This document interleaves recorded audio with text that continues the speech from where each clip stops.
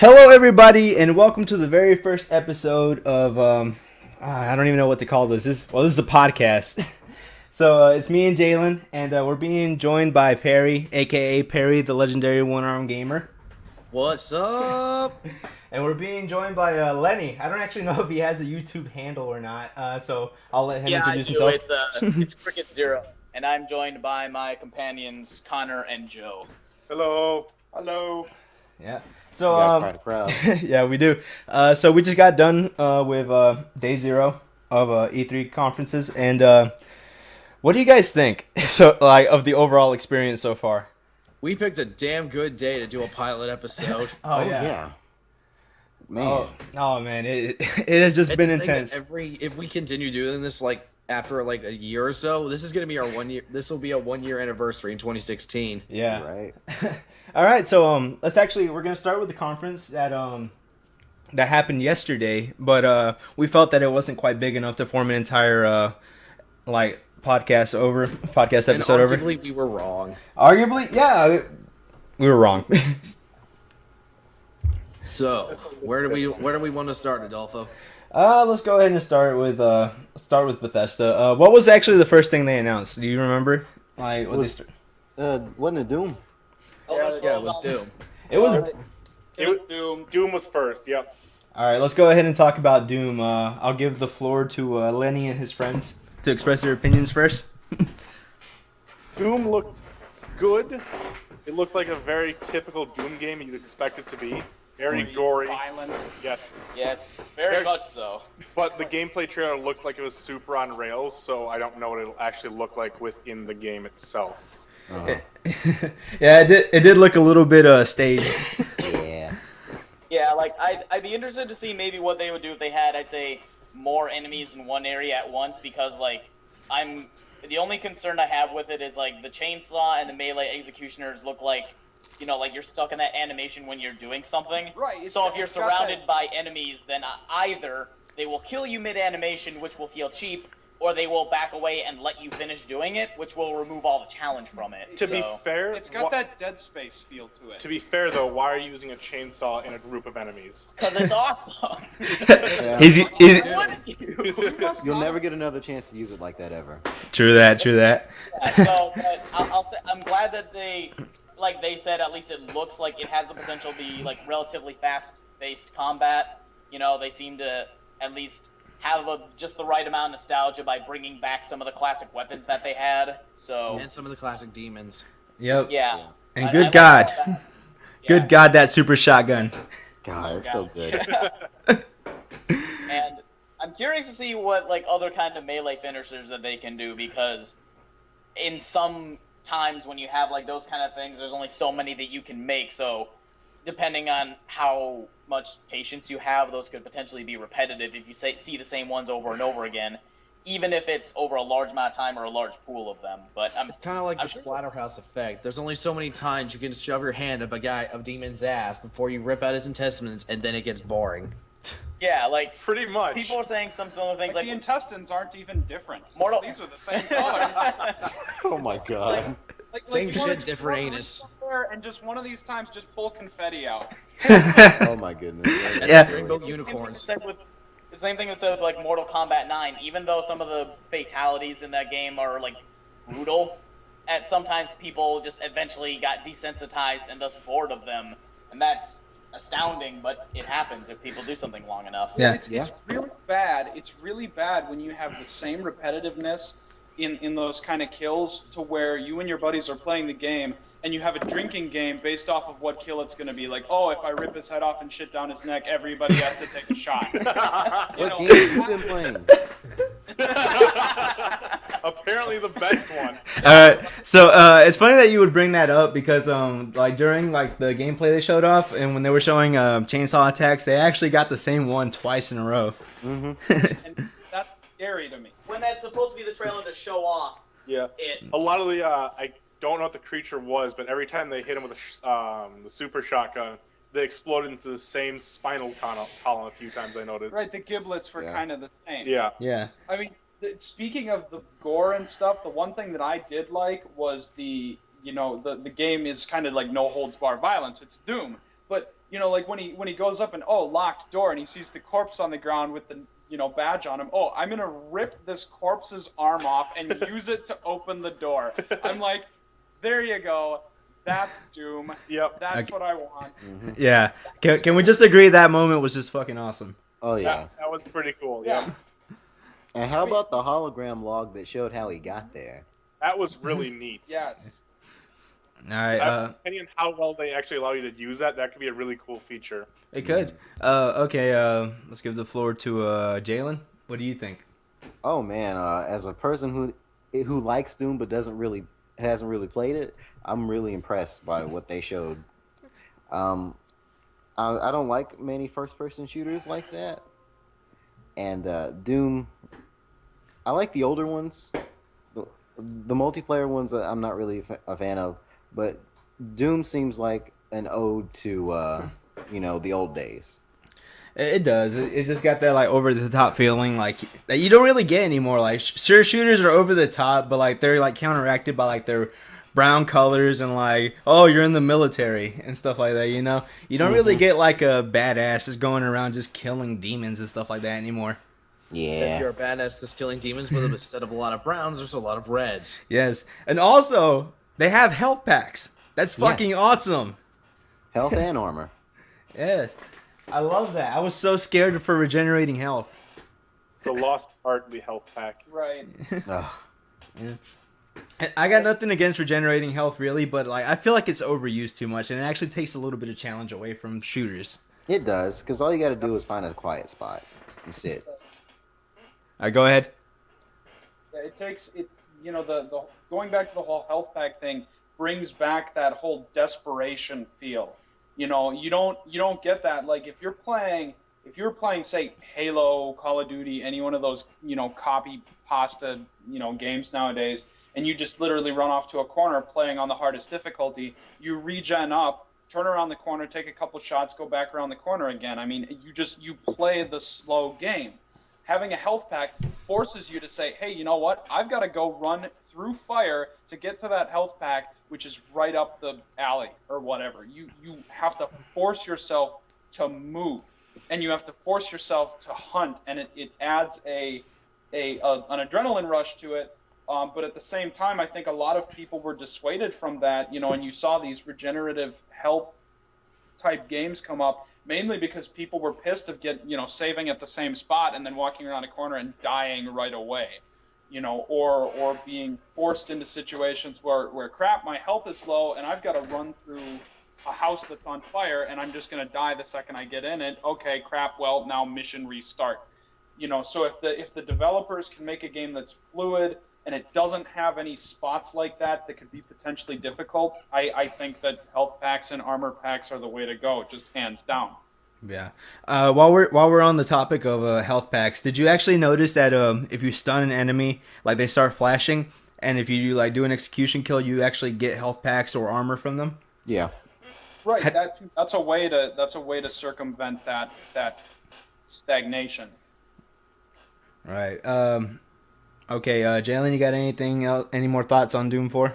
What they showed with the what was it called? The multiplayer mod, what you could do with the player creation, the mode creation. Oh yeah, well, what was that called? Snap Pack? Yeah, I think it was. Yeah. That was great. That looked pretty cool.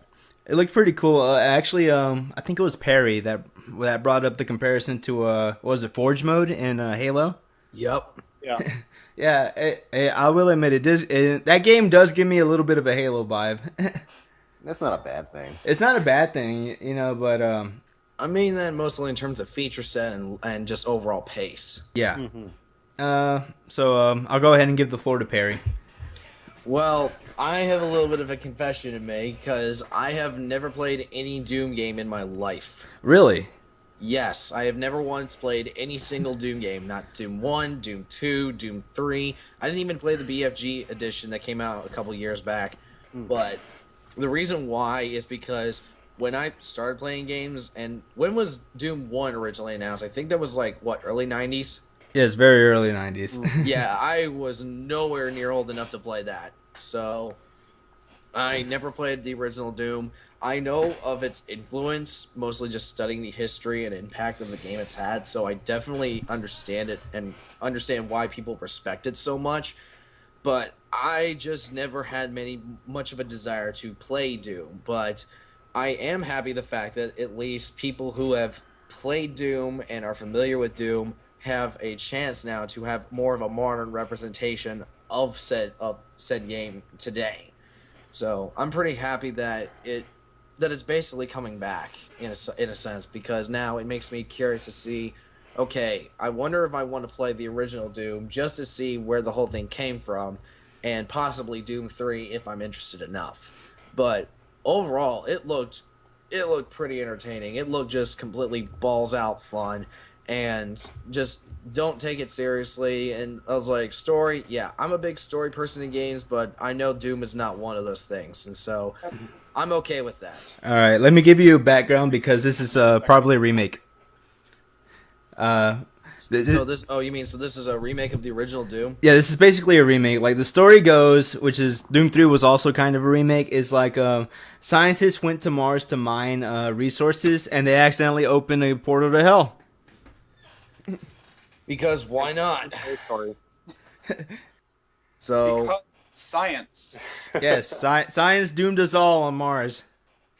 So basically, it's like the Jurassic Park mentality, where you do one thing, it completely fucks up everything else. You do it again, and people don't learn the lessons, and you do it 3 times over. Yeah. Yeah. Pretty much. So I'm very curious about Doom, but I will say it is not on my biggest hit list. I am curious enough to try it though. So I think Doom for Bethesda, Doom was just we're gonna kick open the door with a name that everybody's familiar with, and then we're gonna quickly shove it off the stage and be like, wow, now since we've got your attention, we've got some stuff that actually fucking matters. Here you go. That's what I think about their choosing to debut that first. Is I think it was literally just to kick down the door and be like, all right, now that we have your attention, here's these things that you really care about. Yeah. All right. which, to be fair, that is a pretty decent way to kick down a door. Yeah, it is. And then Yep. shove said boot into the face of the person in said door. Especially for the people in the stadium with a 350,000 watt sound system they said they had. Yeah. Oh god. Hearing the bones cracking would be terrifying. Yeah. People probably walked out of there with PTSD. Yeah. No, and it's great. It's great that they have the Oscars in the same building, because I find that so funny that they go from something that's literally a red carpet black tie event to E3, where on the exact same stage where you have to listen to really boring, droll acceptance speeches, now they're using that same sound system to literally spray gore in the audience's face. That's just magical. That's just to show how that's, awesome this that's Hollywood the magic. equivalent of, and now for something completely different. All right. Right. So, Perry, anything else you want to say on Doom before we move on? Not really. I'm just overall curious about Doom. I've not played the original, so I'm at least happy the fact that it's getting a new iteration. I mean, I've actually been taught by someone who helped make the original Doom, so I do have a little bit of a personal connection there, but at the same time, it's not one that I have a history with, if that makes any sense. Oh yeah, I get you. Well, I'll bridge my thoughts on Doom real quick because we have kind of stayed on this for a bit. So I played all the Doom games. I personally love Doom to death, and it looks really really fun. It looks over the top and just everything like you could ever want from a Doom game. And considering seeing what they did with Wolfenstein, I have a feeling that it's actually going to be a pretty good game. Mm-hmm. Yeah. But you don't think it's going to set the world on fire? I think it's more for the fans. Fair enough. Yeah. All right. What was that? Do one of you guys want to say something? Wolfenstein was amazing. So I mean, on that note, Bethesda is fully capable of making 90s rehashes. I mean, Wolfenstein demonstrated that. I was never really into that series until I played that game and, like you were talking about, went back and delved more into it. Especially when Bethesda, which they're so good at doing, because you even see it when we get to the Fallout 4, how you've got the games on the Pip-Boy. Mm-hmm. They have they make you hark back to the old games, like the Easter eggs that were in the new Wolfenstein, where you can actually play Return to Castle Wolfenstein in the game. Yeah, that was pretty great. Through like his lucid dreamings. So I would imagine that Doom, it's going to be full of Easter eggs. It's going to be fan servicey as fuck. But you know what? People are going to buy it and they're going to enjoy it, and that's what I think Bethesda is capitalizing on. Yeah, you're right. All right, and on that note, we're going to move on to our next topic. Perry, pick something off the list. I can't pull up Skype because I have Windows 8.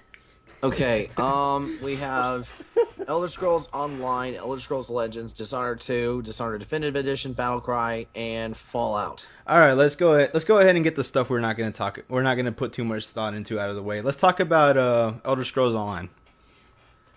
Don't play it, so I have no thoughts on it. Hey, cool. It's on consoles. It was a pretty trailer. That's my thoughts on it as well. I mean, I don't really play it, and from what I hear, it kind of had a really, not very good launch. So, I mean, I'm glad that they're providing relatively free content updates for the people who do actually play it, but it's just... But isn't it still pay to play? I think- Yes, it is. No, I Yeah. think they took it away. Really? Or did they? I don't remember. Yeah, okay. The thing about the It's free to play. the thing about the Elder Scrolls Online is it's you know how Elder Scrolls is like RPG, right? Oh, yeah. absolutely. Yeah, they turned it into an MMO, and it's kind of like a subscription base. So it's basically Yeah. Except I think it's free to play. it's Elder Scrolls WoW, It basically. is now. It Okay, started yeah, off it to pay. started off, yeah. Yeah. They got all this hype going, and I mean, I was excited too because I've played all the Elder Scrolls games. I will shamelessly say I have wasted probably an eighth of my life playing Elder Scrolls games. I no shame here. And then when they say Elder Scrolls Online, MMO, and I'm like, oh my god, and then they're like, Warcraft style based subscriptions. I'm like, fuck you, Bethesda. I don't even care anymore. All You right. had me at Elder Scrolls, and you lost me when you said Warcraft. Okay. On that note, anything else? Not really. Nothing really. I mean, I don't have any comments on the card game either, unless you guys do. All right. The It's card game looked. Well, they didn't show anything, but I'm excited for the card game. Okay. Because I'm a big card game guy. okay. I'm super into Magic, and it excites me that it's coming out. Yeah. Okay. So my thoughts on the card game is that it's a card game. Moving on. Yeah, pretty much. Ooh. Dishonored 2. Okay. Let's talk about Dishonored 2. I personally am hype. Yes. Yeah. I didn't even beat the first game, and I'm hyped for this. Yeah, that was literally the opening where Bethesda, they came out, they brought the developers out, and they said, in the thick French accent, here is Dishonored 2, and I went, okay, you know what, all right, and I turned to my girlfriend and I said, all right, what I need you to do is you're gonna hold on to my wallet. I'm gonna dig 8 holes in the backyard. You are going to put my wallet into one of those holes, and then you are going to fill in every single hole and cover it up with sod. I'm never going to know where my wallet is ever again.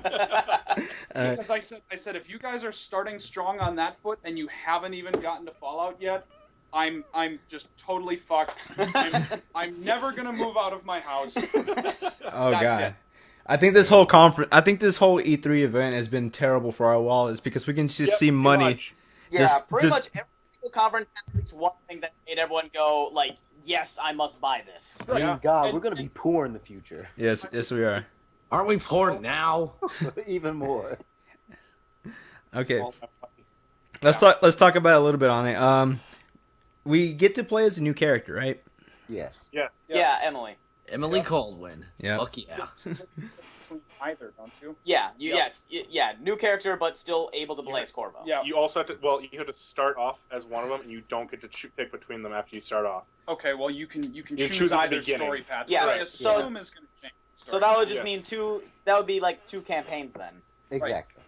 Just in essence, that's great because Yeah. it gives the game replayability. That was the one problem I had with Dishonored is I loved it. I absolutely loved it, but I would only go back to touch it to replay it if I bought DLC. Like I would play the DLC and I go, you know what? Okay, I picked up on a story element that I want to go back into the main game and play again. See, the only way you can actually replay most of it is if you have a different approach. Like if you say, oh, I want to beat it to get the non-lethal achievement, then I want to beat it to get the like ghost, like never get seen achievement, and then I want to get the kill everything in sight, and get seen achievement. So it's like, unless you specifically decide to do completely different play styles, I assume there's not enough story elements to necessarily bring you back, because I don't think it has a branching story as far as I know. I don't think so. Perry, do you know? A branching storyline outside of the ending, I'm not quite sure. Like I only went through Dishonored one time, but that was only because anytime I can try and do a non-lethal approach, like literally go through the entire game without killing anybody, I will try it. And I've done that probably in at least 3 games, one of which we'll get to in a moment, which is a technically prequel, but that's beside the point. But Dishonored was another one, and I really enjoyed it, and it was a really cool challenge. So, All right. as far as a branching storyline goes, I don't know outside of the ending. But I'm naturally going to assume that this follows the good ending. All right. I don't have the patience for that, and so what it becomes is I'll try really hard not to kill anybody. I'll get stuck on one spot that literally screws me over so much that I get so mad that from that point on, everybody in the game is dead. Down to like the pigeons and the chickens. Just the entire thing is just pillage. Everyone must suffer. See, I've never got... You will all die for my inability to win this game. See, I never got to that point. I always could find a way to get around someone and say, like, okay, I'm going to go through this entire game without killing a single person. And it's awesome. Okay, well, you are a better man than me. It's true. Like, I was able to do it because, like, I found out, like, the enemy AI would just, like, randomly just go, like, okay, all right, nice talking to you, man. I'm going to go hang out in that dark alley. Just stare at the wall. Just let me know if intruders come by. Yeah, I got far enough in the non-lethal, basically until the point when I started facing the whalers, and then I gave up. It's like, you guys are just, nope. I'm killing all of you because I don't have enough sleep darts, and yeah. All right. Any more thoughts? No, I'm good. Super hype. For what? All the the hype. likes it. Oh, Dishonored okay, 2. yeah, sorry, my mind must have blinked. No. Oh. All right, I Perry. see what you have done there, good sir. All right, Perry. Choose a. To get it out of the way. Skype at its best. Yeah. So we dare not speak the name of the topic we were about to say. Yes, no. We were having some technical difficulties because somebody uttered the most unspeakable words ever known to mankind. Apparently. Go ahead and utter them again, and hope we don't break our computers. TF2 meets Dishonored. Battle cry. Yeah. Okay. So let's talk about Battlecry. Lenny, once again, you have the floor first. I think it looks neat. Just a melee focused equivalent to TF2 sounds like it could be fun. I don't think I'm gonna go out of my way to play it, and I don't know. I mean, some people said that, kind of like the animations look kind of choppy and the graphics aren't that great, and it's like, it's in a beta, so I don't expect perfection out of it, to be honest. But aside from those small things, it's like, it's there. It's harmless. It's not a game. It's not like, Black Ops 3 where maybe I'm kind of like, oh, another Black Ops, or oh, why is this game so popular? It's not like that. Right. It exists. It's not going again. It's not like another game was made in its place. It's not stealing a tangent away from the games I love, and it doesn't look like it's bad. It's just not up my alley per se. Right. I think that's. I got a question. What's that? When will they add hat DLC? They're all wearing hats already. Yeah. There was hats already. DLC. Day one DLC. All right, Jalen, Perry, your guys' thoughts. I don't My have thoughts many are, thoughts. there are no thoughts. Yeah. Okay, moving on then. Pick something else off the list. Dishonored Definitive Edition. Before that, one What? last thing about Battlecry. What? He mentioned that there were millions of players already in like Australia and Southeast Asia. Yeah. Why has nobody ever given a shit about this game then? Because we're not in Australia. Yeah. Let's go. Okay. I'm gonna go ahead and call bullshit on that because They're it's upside down and backwards, and their toilets spin backwards, and they're just a bunch of bonglanders moving on. Oh my yeah. god. I'm gonna call Wow. bullshit on that because we all know Australia hates fun. It's true. No, it's not that they hate fun. They just hate any form of enjoyment whatsoever. Okay. So that's why Battlecry is being developed there. Yes, Okay. and remember, their definition of fun is just like them, upside down and backwards. So, okay. no. Moving on. Moving No, on. no. In like 50 years in the past. Moving on. Yeah. Moving on. Dishonored Definitive Edition. Let's talk about that. Getting it. I think that's. I mean, that mainly appeals to me just because I never finished the first one, so now I can just get it with all the DLC and the visual stuff. So it's like, awesome. The game I never got to finish, and I can actually get it like better, so I can actually beat it in time for the second one. So I mean, And with all DLC. yeah, I mean, I'm peachy keen about that. Yeah. Jalen, thoughts? It's cool. Yeah. Couldn't have said it better myself. It's a good idea. Yeah. I already have everything, so I probably won't be getting it, but it's good for people who are trying to get into the game for sure. Mhm. All right. Yeah, I'm kind of split between this. Exploring it. Yeah, go ahead. I'm kind of split between this, but I like that it's getting a definitive edition. But then again, I'm also getting kind of tired of remakes, with the exception of the one we heard today. Yeah. With that being the big exception. Okay, that's a little different because this isn't like, hey, remember that game that's 720p and 30 frames per second? Well, now it's 1080p, 60 frames per second. Mhm. Oh, and you get more hats. You know, it's, Yes. it's All right. notable. All right. So anything else? Nah, I'm good. All right. Time to move on to the big boy. Fallout 4. Fallout 4. Goodbye, Hell Lud. yes. Man, oh man, oh man. Fucking The game yeah. that is trying to do everything. All right, Lenny. Looks like it's doing it all right. Oh my Yeah, god. no, I would have to agree with that statement.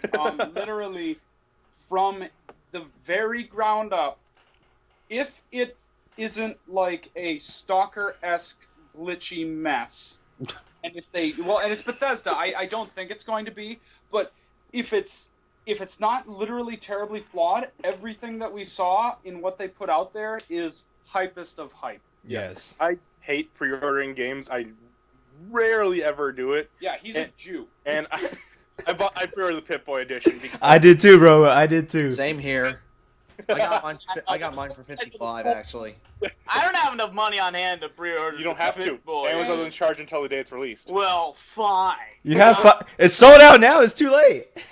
Oh, it's sold out. Oh, Oh, well, now I don't even get to be a cool kid. Okay, and real quick before we continue, speaking about the Pip-Boy edition, Joe, what is your job? Glorified librarian. Okay, go. Yeah, so you're a librarian from the future. Yeah. Okay, so explain a little bit about what you do. I'm going to tie it in Oh, Jesus Christ. just Okay. a little bit. I provide application support for the 3M Cloud Library, so I help librarians fix the application when it's broken.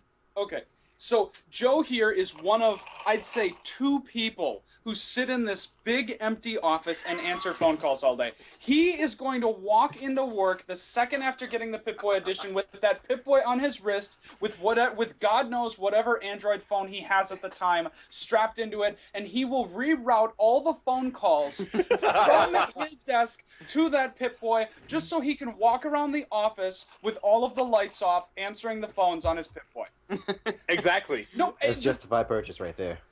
no, this is like, see, he literally at this point, Todd Howard could have said anything about Fallout. Anything. Yeah. He could have said it has strong pornography in it, or whatever else Joe's interests are. He probably could have pulled down his pants and taken a shit on stage. Wow. Alone here. Something that's gonna fall out. Lenny, kill yourself immediately. Okay. Oh God. Okay. Let me just say. My wrist is probably gonna turn black from not taking off that Pip-Boy. So. Well, the thing is, it's just, you know what? They have to make it out of some sort of stench-resistant plastic because the buildup of sweat and Cheeto dust and Mountain Dew. Like, I thought we were talking about Fallout players, not COD players. God. All players. I mean, to be fair, when you're playing Fallout, you're forgetting that life even exists. So, Which is about what COD players do. So well, they just never knew life existed. in And the first Skyrim place. players. Okay, all right, we're getting too into this. So let's go ahead and move on with let's talk about the accompanying app a bit. That ties into the Pip-Boy once again. Wait, No. Shelter or Pip-Boy app? The Pip-Boy app, then we'll talk about the other app. Okay, well, as far as I know, it just displays everything that's on your in-game Pip-Boy, but it's Yeah. on your phone / on your phone while it's in that thing. And so it's like you can just use that as your inventory / I don't know what you call it, stat screen. To quote Todd, it's the coolest fucking gimmick ever. Like he said, I know it's a stupid gimmick, but it's the best fucking gimmick I've ever seen. You'll never have to pause. Here's a quick Oh. question: how many of you guys? I know, you just heard one really amazing story about how someone's gonna wear that Pip-Boy in public. But Adolfo, are you gonna wear yours in public? Dude, I'm gonna wear it to fucking work, and everybody over there's like over 50, and they're gonna be like, "That boy is from the future." That is awesome. Yeah, I'm gonna wear mine in public too, and I don't care who knows it. Yeah. You kids are crazy. You know, and that means you'll be able to play like that communist equivalent of Donkey Kong on it too, since it's got that. Yeah. I've got, Communist equivalent of okay. Commie Kong. It was called the it's literally Kami Donkey Kong. Commie Kong. Kami Kong. Hashtag Commie Kong. Okay, let's talk about Fallout Shelter. So it seems to be inspired by XCOM, FTL, stuff like Yeah, a that, whole bunch of little games. and it looks fun. It looks awesome. I wish I could try it, but it's not on Android, so I don't know what it's like yet. It's coming soon, though. It's coming soon. That's been confirmed, so I'm okay with that. Right, And so- have any of you guys, since it launched, had a chance to play it? Since it technically launched last night. No. No. No. I'm gonna download it soon, but I just haven't tried it yet because I've been sitting in front of my screen all day watching E3. Yeah, true that. All right, so that was the Bethesda conference. Thoughts, ratings, anything? 9 out of 10, if not higher. I mean, they were quick to the point. They just knew what people wanted to hear, and they just hit it out of the park, especially for their first conference, you know? Yeah, I'd say Yeah. 9.5 out of 10. I don't think they did really anything wrong. The only thing is, like, Elder Scrolls Online is the only thing that I didn't really care about, but that's more of a taste thing. Like, so They still that's it. Everything else pertained to something that I'm at least relatively interested in. So I think Right. they did fantastic. Yeah, 10 out of 10 would turn my basement into a vault, put myself into a coma for 200 years, wake up, and then play the game 200 years later.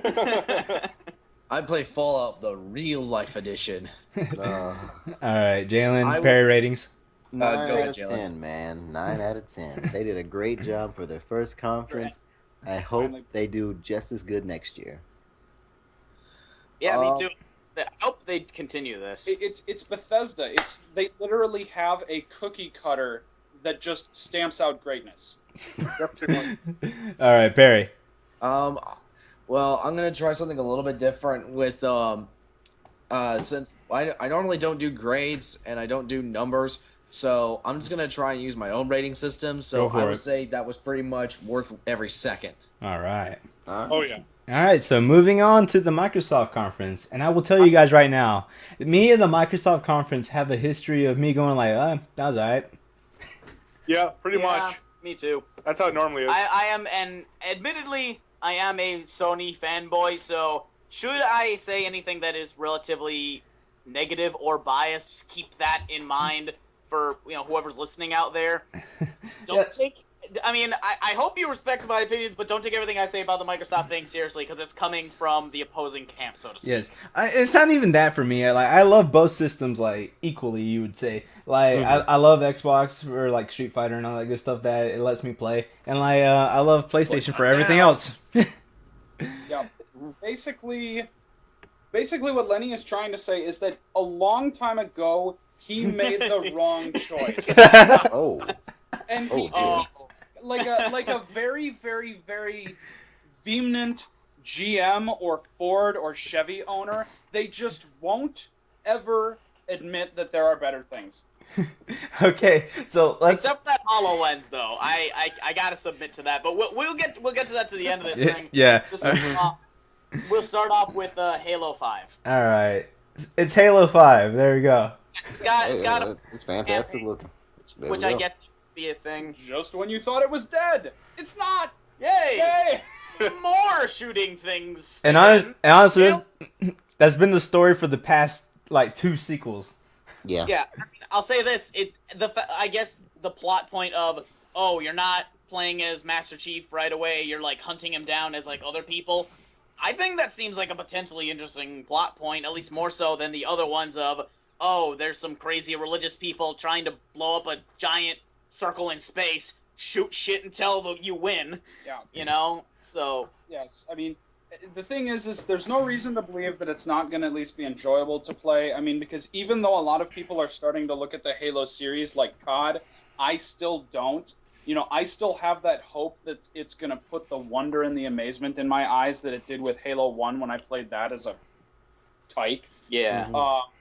And for the most part, it does. It's enjoyable. I never play the multiplayer. I just ignore it. So that I was completely. actually going to bring that up. My only concern, because I haven't played enough Halo to know what people want out of it or what I should expect out of it, but I Well- know that people should expect like competent netcode and the Master Chief Collection and like other like recent Halo things have not been up to snuff. They had to cancel the Halo tournament, like the one officially held by like Microsoft and everything else, because their servers were so broken they couldn't hold it. Yeah, that was a shame because I did clock in a fair amount of hours in Halo 2 and Halo 3. And it's just that's their thing. It's like Microsoft has always been like Xbox Live, the best service ever, and Halo is like their flagship thing aside from like Gears of War. So it's like I mean, if they fix it, awesome. I commend them for it. But if that's your main two things, like online multiplayer and Halo, and you mess that up, it's like, it'd be like if Michelin started selling tires with holes in them. It's Right. granted that's an extreme example, but Yeah. it's something that you should try to prioritize and not fuck up. Halo is basically like if these console companies started putting like little bumper stickers on the back of all of their consoles, like Xbox would have literally buy Halo, buy it now. Or they would literally just say, you know what, fuck it, we're giving up on the Xbox theme, it's now called Halo Box. Okay, any more thoughts? The rest. Right, Halo and the rest. Yeah, Halo and third-party titles. Yes. Yeah. Okay, any more thoughts before we switch? I haven't said anything. Go I'm ahead. sorry. Go ahead. That's fine. I don't know if this applies to anyone else, but I have literally played every single Halo game in existence. Yo. Oh, you have? Yes. Nice. Even Halo Wars. Yep. Okay, cool. Someone else who's played that. So I don't have that much animosity towards Halo as some people do, and that's fine. If it's not your thing, it's not your thing. And I will fully admit, I don't think it's the greatest thing ever, but it's one where I go, it's harmless. It's not like the bane of my existence, but it's a pretty solidly made shooter, and there's some things about it that I genuinely do like about it, like the music. The music, as much as the gameplay has been kind of standard fare, the music's always usually been really good. Right. And I do like the aesthetic look of it. I like the fact that Arbiter is back, because I think he was one of my favorite characters in the original storyline. So there are parts about Halo 5 that I do like, but is it enough to get me to buy an Xbox One? No. All right, go ahead, Lenny. Or Halo's story, and that's one thing I want to touch on before I continue, and this is the one thing I'm going to really be gritting my teeth about, is Halo's story is like that junker car that you're just wishing will die someday so that you can get a new one, something better. They keep writing canon for it and basically just filling in everything, and it gets, I don't know, it's starting to turn a little bit coddish. I mean, to me, at least as far as the story goes, it wasn't as like amazing.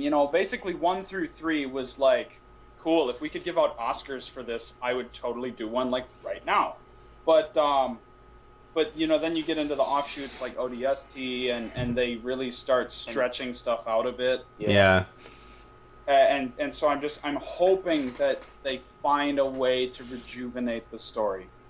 I hope so too. But like we know, even if Master Chief dies, they just burn his body alive right in front of us. He's still somehow gonna live on, you know. But there's still gonna be side stories. There's still gonna be spin-offs and stuff like that. So as much as I would like to see Halo, you know, be put to rest, you know, call it a good series, I don't think that's gonna happen. Nope. Nope, not at all. Okay. Anything else before we move on? I think I'm good. Are you guys good? Yeah, Yep. pretty good. Okay, let's talk about Recore. Oh, okay. Yeah, I'm not good with that. I liked it. All right. I am actually drawing a blank. What was Recore? Recore was the girl who had that little dog with like the blue sphere in it, and then Yeah. all the other robots had some form of a red sphere inside of them, and apparently that's the power source for everything in this world. Oh, that's Exactly. interesting. That's very Mhm. interesting. Yeah, and apparently like any of these cores apparently have sentience inside of them, because when she took like the blue core that was like her little tiny dog, she put it inside of a large one, and then it actually like looks down at her, like as in like remembering who she is or knowing, oh hey, you're my owner. And so Right. it's implied that there is sentient life inside of these things that's transferred through these orbs instead of the actual machinery itself. And I know Joe has noted a similarity here. The big robot she put the orb into looked almost exactly like Dog from Half-Life. I knew you were gonna say that. That was like a direct clone from And Half-Life. it doesn't help that his previous body was a literal dog. Yeah, either. that didn't help. Yeah. The game Did it? looks neat. It's a CGI trailer, so I can't judge too much off of it. Yeah. Yeah. But if it looks, or if it is anything like a CGI trailer, it'd be neat. Yeah. All right. Perry, thoughts? Okay, this is just a small question that I see all like some weird visual similarities or visual references to other things I've played or have seen. But did anyone get like a possible knack connection? Like looking at it, just the idea that it's a small little creature that somehow gets into a body that's much bigger.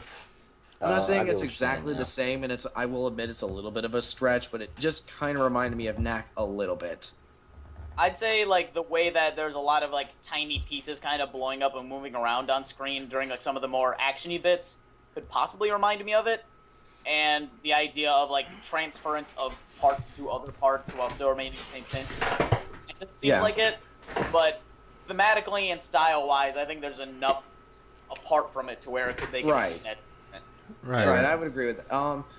Yeah, I can't really judge a CG trailer. I mean, the aesthetic looked pretty cool, and I'm curious to see what the deal is. I think it was Keiji Inafune who was working on it, right? Yeah, and the guys behind Metroid Prime, but not the studio. So it does have a pretty good pedigree behind it. So who knows? It could be very interesting and potential wise. Oh yeah. All right. Any other thoughts before we move on, Jalen? Anything? I should talk about backwards compatibility. Okay. Let's talk about backwards compatibility. Fucking finally. Yeah, God. Is what I want to start that off with. And I think this is just Microsoft like saying, okay, Xbox is kind of falling off, you know, but people actually still want to play their 360 games. So let's go ahead and make our Xbox Ones compatible, and that'll sell more Xbox Ones. Now, here's a question that I might have missed because I was just taking a drink break. Is it just digital downloads, or can you like take the 360 disc and put it in your Xbox One? I believe it's just digital downloads from what I caught. it's both kind of. Yeah. God. Okay, anything that you bought digitally on the 360 store will automatically be added to your store account once they're like actually updated, like once Okay. they become available. And then the That's same goes for discs, in that if you have a disc that has been added to their backwards compatibility collection and you put it in, then it will work. But as far as I know, they're going to have 100 of them by the end of the summer and then add more over the next year. Yeah. So Okay. it's not a complete one. It's a great step in the right direction, but as far as I know, it's like limited. They have to like add them, and it's also a matter of like publishers and producers, because they said it's easy for producers. All we have to do is ask them and have them agree to it, and then it'll instantly be patched in with like Xbox One automatic updates or something. Yeah. So apparently it's really easy, but then again, there have been like publishers and other people who have gone like, I don't know, defunct or may no longer be around in the same form. So like, I don't know, Virgil Games, for example, they no longer exist in the form they are. They turned into like Crytek Texas, and then they turned into like another studio. Nordic. And, Yeah, Nordic. And so with all of that, it's like if they try to call Virgil, it would be like, this line is disconnected. And I'm sure they could Google it to look it up. I know they wouldn't just quit right then. But I know there's other situations where, due to legal matters or just like other copyright-based stuff, Yeah. it may be hard to track down all of them. Right, and this kind of reminds me to how Xbox 360 treated its backwards compatibility, because they started off with a select number of games that were backwards compatible, and they kept adding more and more. Mm-hmm. Yeah, there are some that aren't backwards compatible that just kill me. Like, I really wish my versus game titles. Like, have any of you guys played the Capcom versus titles? Yeah, like Marvel vs. Capcom. Yeah, Yeah. like my physical copy of Capcom vs. SNK Chaos does not work. But yeah, moving on. Let's see what else we got here. We got Fallout 4 gameplay. Okay. Fallout 4. Fallout 4. Yep. And we also got that PC mods will actually be compatible with Xbox One. Yes. I'm wondering how that'll actually work. That'll be difficult. I've heard that apparently it also comes to PS4, but later. It I have, a does. feel- Yes. I have a feeling that it's going to be a thing like Minecraft does, where it takes the mods and converts them and then makes it a paywall for them. I don't know, though. Maybe they'll just come in as maybe a monthly or bi-monthly patch. No. Because I don't know how they're going to hook up to, like... No, I Fallout thought Next. Howard said that was free. Yeah. Howard completely said no, it's free.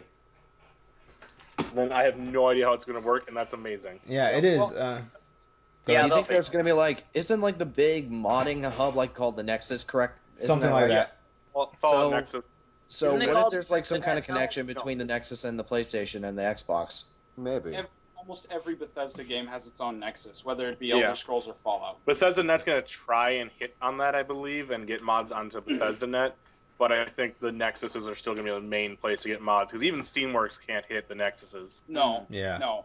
Well, and the thing is I mean, some of the Nexus stuff, and this is what is really going to be a challenge, is a lot of the Nexus mods are literally complete game overhauls. Oh, yeah. Sometimes literally paralleling the data size of the original game. I mean, Yeah. I remember some of I downloaded back in the day. I downloaded a mod for Oblivion for the Elder Scrolls that literally added Elsewhere to the game. Mm-hmm. The entire province there's of Elsewhere. Currently a mod for Fallout 3 in New Vegas that literally combines both games into one whole game. Yeah, I've seen that.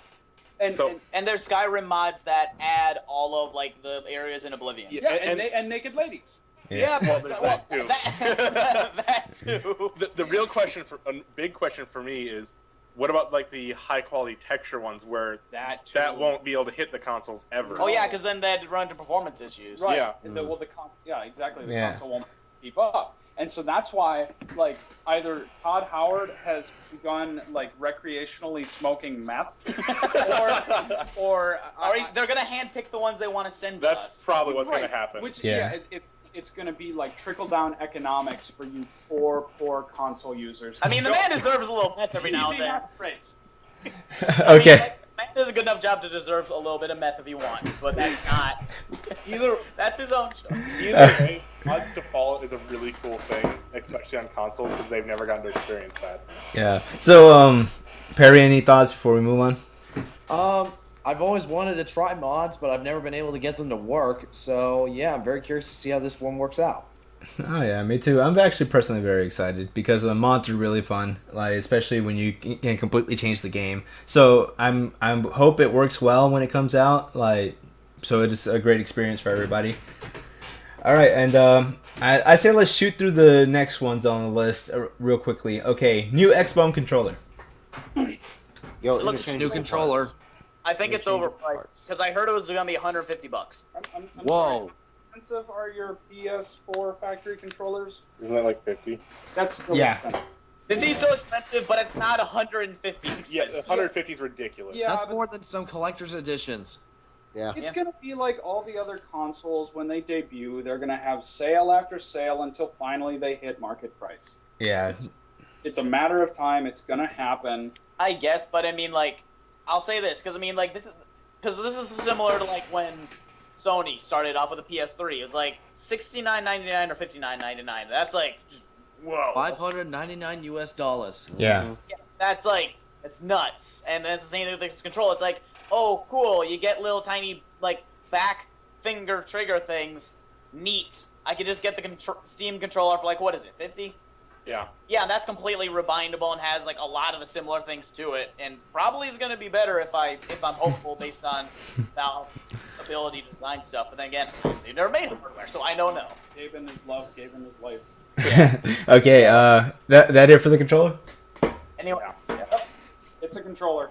Parry- Garden Warfare 2. Yep, let's talk about Garden Warfare 2. I personally did not play the first one, but I heard it's a load of fun. I think it's harmless. Looks fun. Yeah, it looks a neat time killer. yeah, it looks like Modern Warfare 2. Yes. Yeah. Looks It has a like- color besides brown. yeah, looks like something for the kids, you know. Yeah. Yeah, excuse me, it's not brown, it's top. Oh. Yeah. So here we go. Perry, any thoughts? Not really. I mean, I never played Garden Warfare. I'm content with Plants vs Zombies 1 on Steam or my phone. Yeah. All right. Anything else? Moving on. Forza 6. All right. I can Car drive porn. something that I never in my life. Yeah, another car game. Right. Here's- I prefer Need for Speed. I mean, I'll- yeah, I'll- probably because I can actually play it. guys, it looks better than Forza 5. Oh, Oh, snap. Oh, shit. Oh.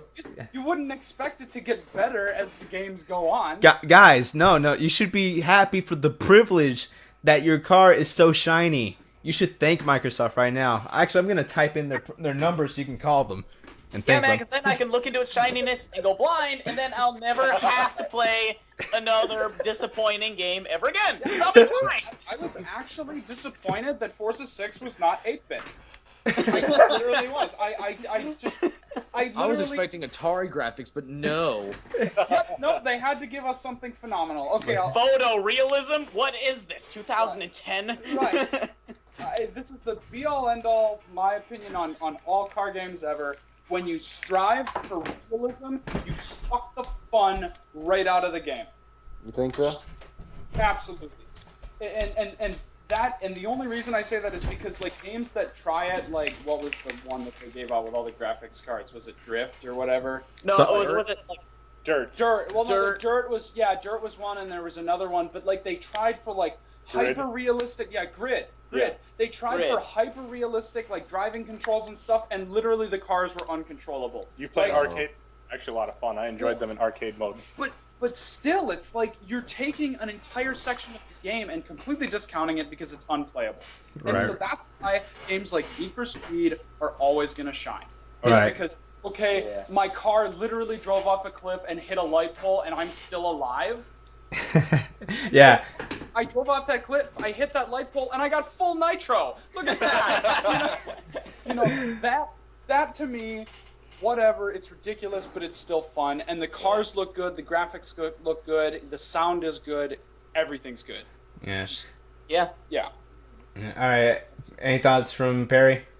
Not really. I'm not really much of a sim racer person because when it comes to racers, I'm more like what Lenny said. I'm neat for speed, but my more bread and butter kind of racer is Burnout. Oh yes, Burnout. I love Burnout. Yeah, Burnout is great. They need to burn out Paradise too. Yes, Right, they do. yeah. Dude, I've been saying that since freaking Paradise 1. Right. I've, All right. Burnout Paradise is probably one of my, if not my favorite arcade racer to date. Just because it's literally you just do whatever the hell you want. And I have very few games where I know I can ride in the DeLorean and have it hover above the ground and shoot blazing trails of fire. Like how, and not only that, but do it while jumping off a fucking bridge. Okay. Go ahead, Lenny. Dark Souls 3. Yeah, Dark Souls 3. All right, before we get into Dark Souls 3, let's cover a little tidbit we actually skipped over. EA Access gets more games. Yay. Now let's talk about Dark Souls 3. Moving on. Yeah, don't hate. Okay, so even though it wasn't confirmed in the trailer, from what I can tell, there's going to be a larger amount of co-op capabilities in Dark Souls 4, like up to 4 people at once, supposedly. Wait, did you say Dark Souls 4 or Dark Souls 3? Dark Souls 3 Hold has up, Lenny. 4-player co-op. Okay, there we go. I was about to say, did the we trailer fucking... looks great. It's, Like, Lenny, it's did not- you just time travel in 2 years? Here's the thing though. Yeah. 4-player co-op just means that you can share the anal carnage with 4 friends. That's all it means. So basically, Dark Souls has now become the human centipede of video games. Very much. I think I would rather enjoy being a human centipede compared to the just sheer struggle that is playing Dark Souls. Well, either way, someone's getting screwed.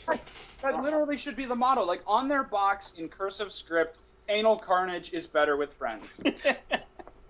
Okay, let's talk about the trailer itself. It looks great. I really want to know what that giant, like, with the crown is. Like, Okay, now It's something that's going to make your life a living hell.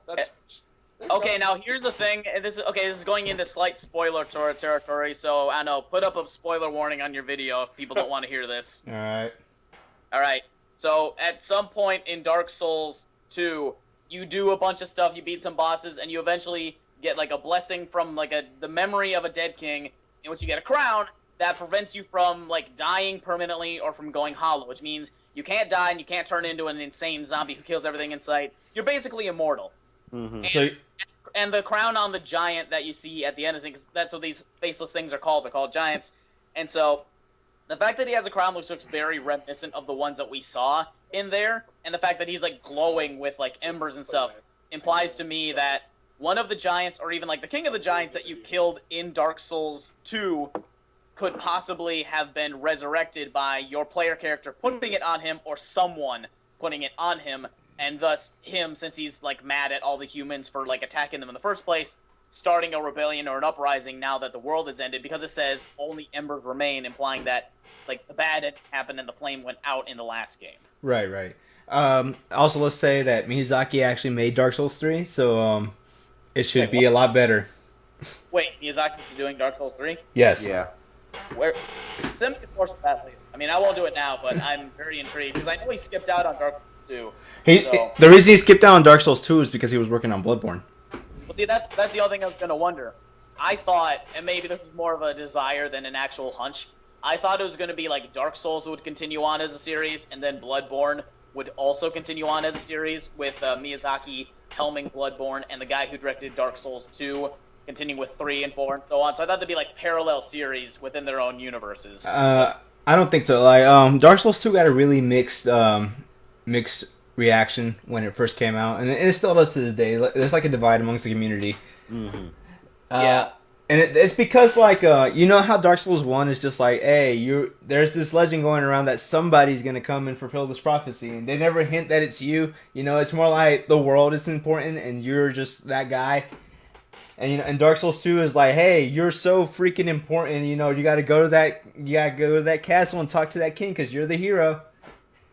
Yeah, and see, the thing is that the first Dark Souls is kind of like a Silent Hill 2 approach, in that it focuses on like everyone, like everyone in that fashion based on like what's around you, and then the other ones it's like, oh hey, here's just some stuff, and you're important, I guess, because even though you're just literally a random hollow or whatever, you're the important one who also dies a million times like everyone else. Yep. Yes. Again, no carnage is better with friends. Yes. Okay, so yeah. I mean, granted, there's not much.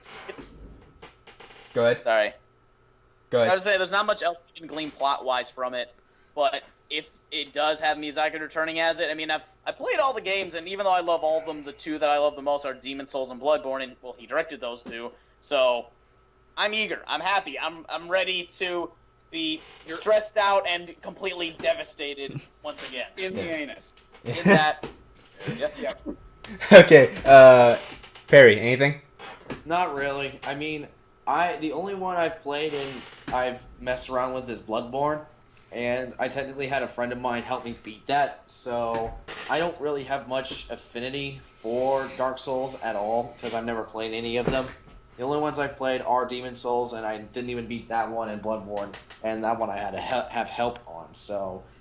I mean, cool, Dark Souls 3, but this is one thing that kind of ran through my mind that was going while the trailer was going, and I was looking at how bleak, and that's probably the mildest way I could put it, the world look, is that how much more anally fucked can this world get that requires 3 games to tell? Well, that's the thing. Like, Because it's not like, from what Lenny has described to me, it's like the thing gets bleaker and bleaker and bleaker. I was like, how much worse can this get? go ahead, Lenny, and explain it. Okay, yeah, it's right. Basically, every single game is saying the world is completely fucks.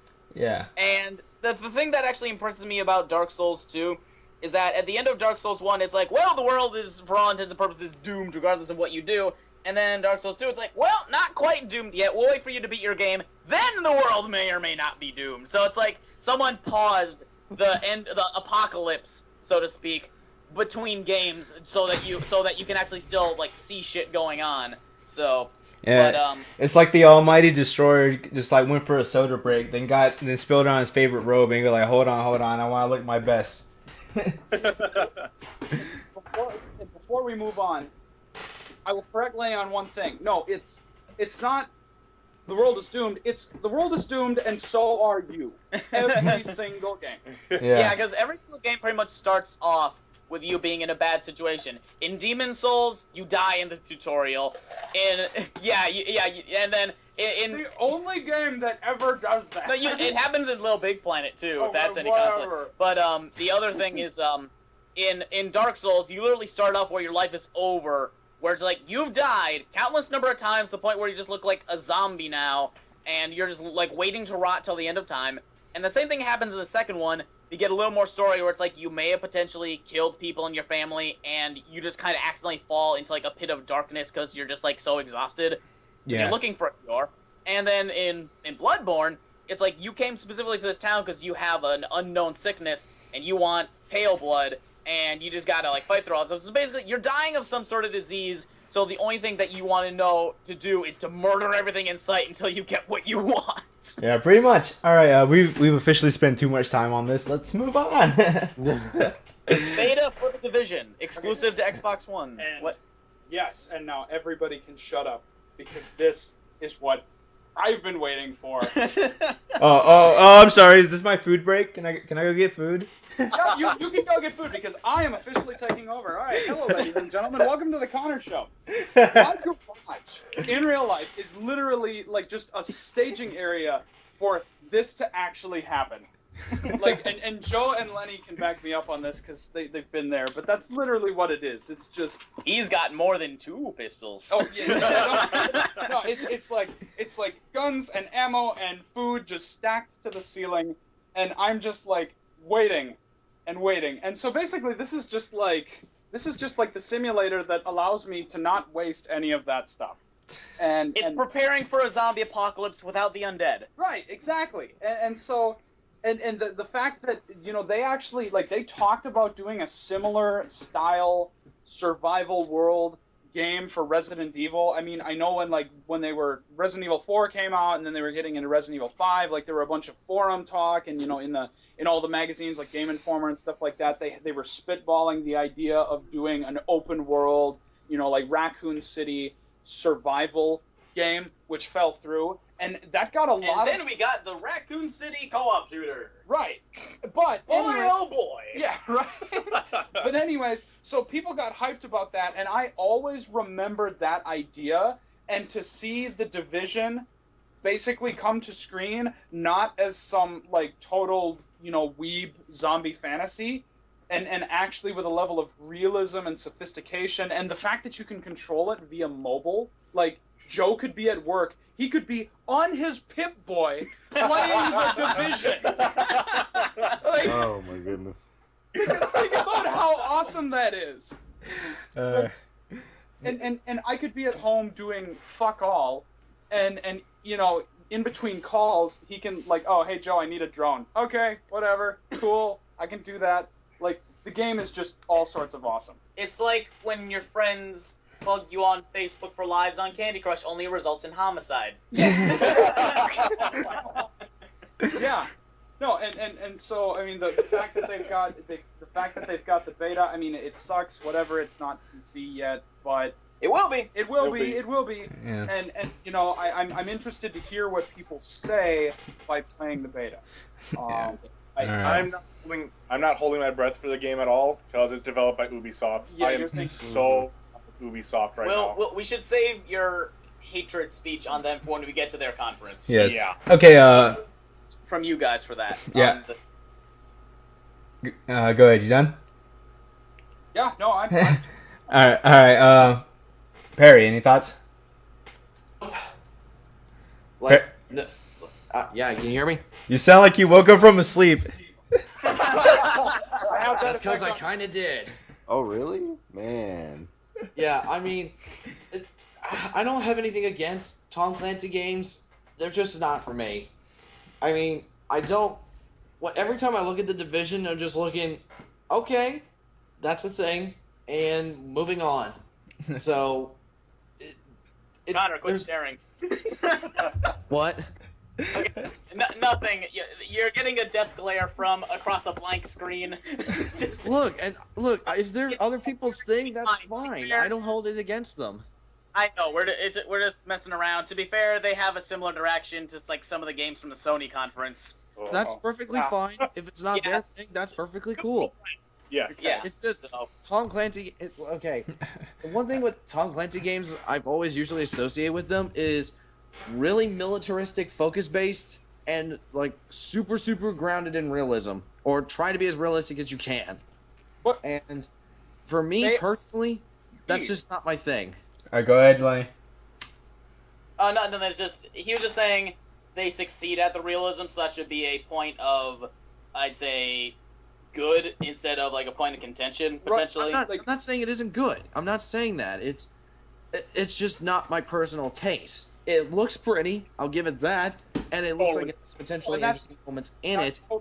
That is totally fair and valid. I mean, the one thing that I will say, like, Tom Clancy games are not for everybody. The realism, like, it took them a long time. It took Ubisoft a long time to really hit a stride with balancing realism and fun, because like you play some of the old like Rainbow Six games and you literally like you kick down a door and you've got 8 guys behind you and there's one terrorist in that room, in the middle of the room, you flash him, you smoke him, and you frag him, you run in and you all die. Like that right there. Like I played like Rainbow Six 3 and all of those other ones, and even like the way older Rainbow Sixes on like I think N64 had one at one point. Really? And yeah, and they were all super fucking hard. Yeah, they were. I remember that. They were terribly hard. They were terrible. And so the thing was it's like, yeah, okay, cool, you made a pretty game and it's got a lot of realism, but it kind of sucks. No, it doesn't. Yes, it does. So then when they finally came out with Advanced Warfighter, that was the first Ghost Recon that they really hit the mark on. Then they came out with Vegas, Rainbow Six Vegas. Boom, another stride. And then they came, and we'll talk about that in just a second. Then they come out with, they really start getting into the farther end of the Splinter Cell, like they get into Conviction and stuff like that. And mind you, those are still hard, but it's rewarding. Mm-hmm. And then like Vegas 2, that holds the gold standard for me. Like that, boom, you got everything right. That's how you do a To be tactical fair, I actually have tried Vegas 2. I did give it a chance. And I mean, I really like it. Like, that is the gold standard of balancing tactical realism, and I'm using that, like, I'm not using it like COD uses it. I'm using it like you can talk to, I mean, I've got friends who are police who play that game with me, and they will play no other shooter, because it's like, hey, this is the same thing we do in the Kill House. It's actually legitimate. Mm-hmm. And that's because Ubisoft went, well, hey, we're a bunch of game developers, and we have no bearing on this, so they brought in experts to actually lead the development. And so you had the fun aspect of the game developers mixing with the serious aspects of the actual instructors and the trainers, and it came together and it made an awesome realistic tactical shooter.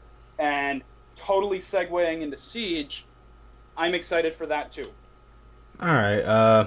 There are no other Jalen, anything? I'm happy for people who like it. Okay. Okay, let me go ahead and slap a bow on this puppy. I'm very excited for The Division. So is my little brother. He's been excited since like last year when they showed that pretty cool trailer of like the invisible footprints, and like it led up to the main character. Oh yeah. Yeah, that was pretty cool. So yeah, I'm excited. I might try it out. Like I haven't completely given up on war shooters yet. And so Siege also comes with Vegas 1 and 2. Yeah. Boom.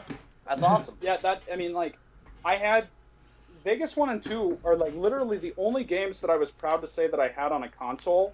And so I never bought them for the PC because I literally dumped so much time into them on the console. I thought it was just going to be absolutely terrible to have to go back and unlock everything again. But if I'm already buying the Siege and I get Vegas 1 and 2, like especially 2 because that added the point system, I will be totally fine with playing those games because if everybody else who has the Siege, you know, like if Joe here gets Siege, we play Siege. Shut up, you really should. Joe here gets Siege and we play Siege, then we can go back when he's sick and tired and mad at Ubisoft and we can play another Ubisoft game together. Okay, Perry, any thoughts on this? On Siege? No, on getting Vegas 1 and 2 like as package deal. Cool bonus, I'll say that. Yeah. 2 whole games. Yeah. 2. Yeah, I mean, it's a pretty cool bonus. I mean, it's one of the few Tom Clancy games I've actually played. So, yeah, I'm cool with that. All right, Jalen? I'm again happy for people who like it. Okay. Man, I didn't think it was like that possible. video. Sounds like Jalen's more indifferent than I am. Yeah. Okay, let's move on to Cuphead. Probably one of my most And looked forward to indie titles I think I've ever like wanted to play. I need to get that shit in my Xbox One that I do not have right now. Okay, so thoughts. Lenny, go ahead. I just the ability to almost seamlessly recreate like the rubber hose animation style from like those old timey cartoons, you know, like the old like Mickey Mouse tugboat cartoons, Yes, like that. the good fact that it the 1930s basically. Yeah. Although that old rubber hose, the fact that they can replicate it like almost perfectly, immaculately is just it just looks so it looks like it's a cartoon just playing out. Like aside from like maybe 1 or 2 things that look slightly gamey, it's just like if you didn't have like a health meter there or other stuff, you could have swear that it was like a modern day, I don't know, remastering of like a lost cartoon or something. Yeah. I mean, it just looks so cool. I mean, I'm not even that much into rubber hose, but just their ability to recreate it, like with that kind of animation style in the game, just looks immaculate. It does. So, It does. It really does. All right. I don't know what to say. It looks beautiful. I will agree with you 100%. All right, Perry, thoughts.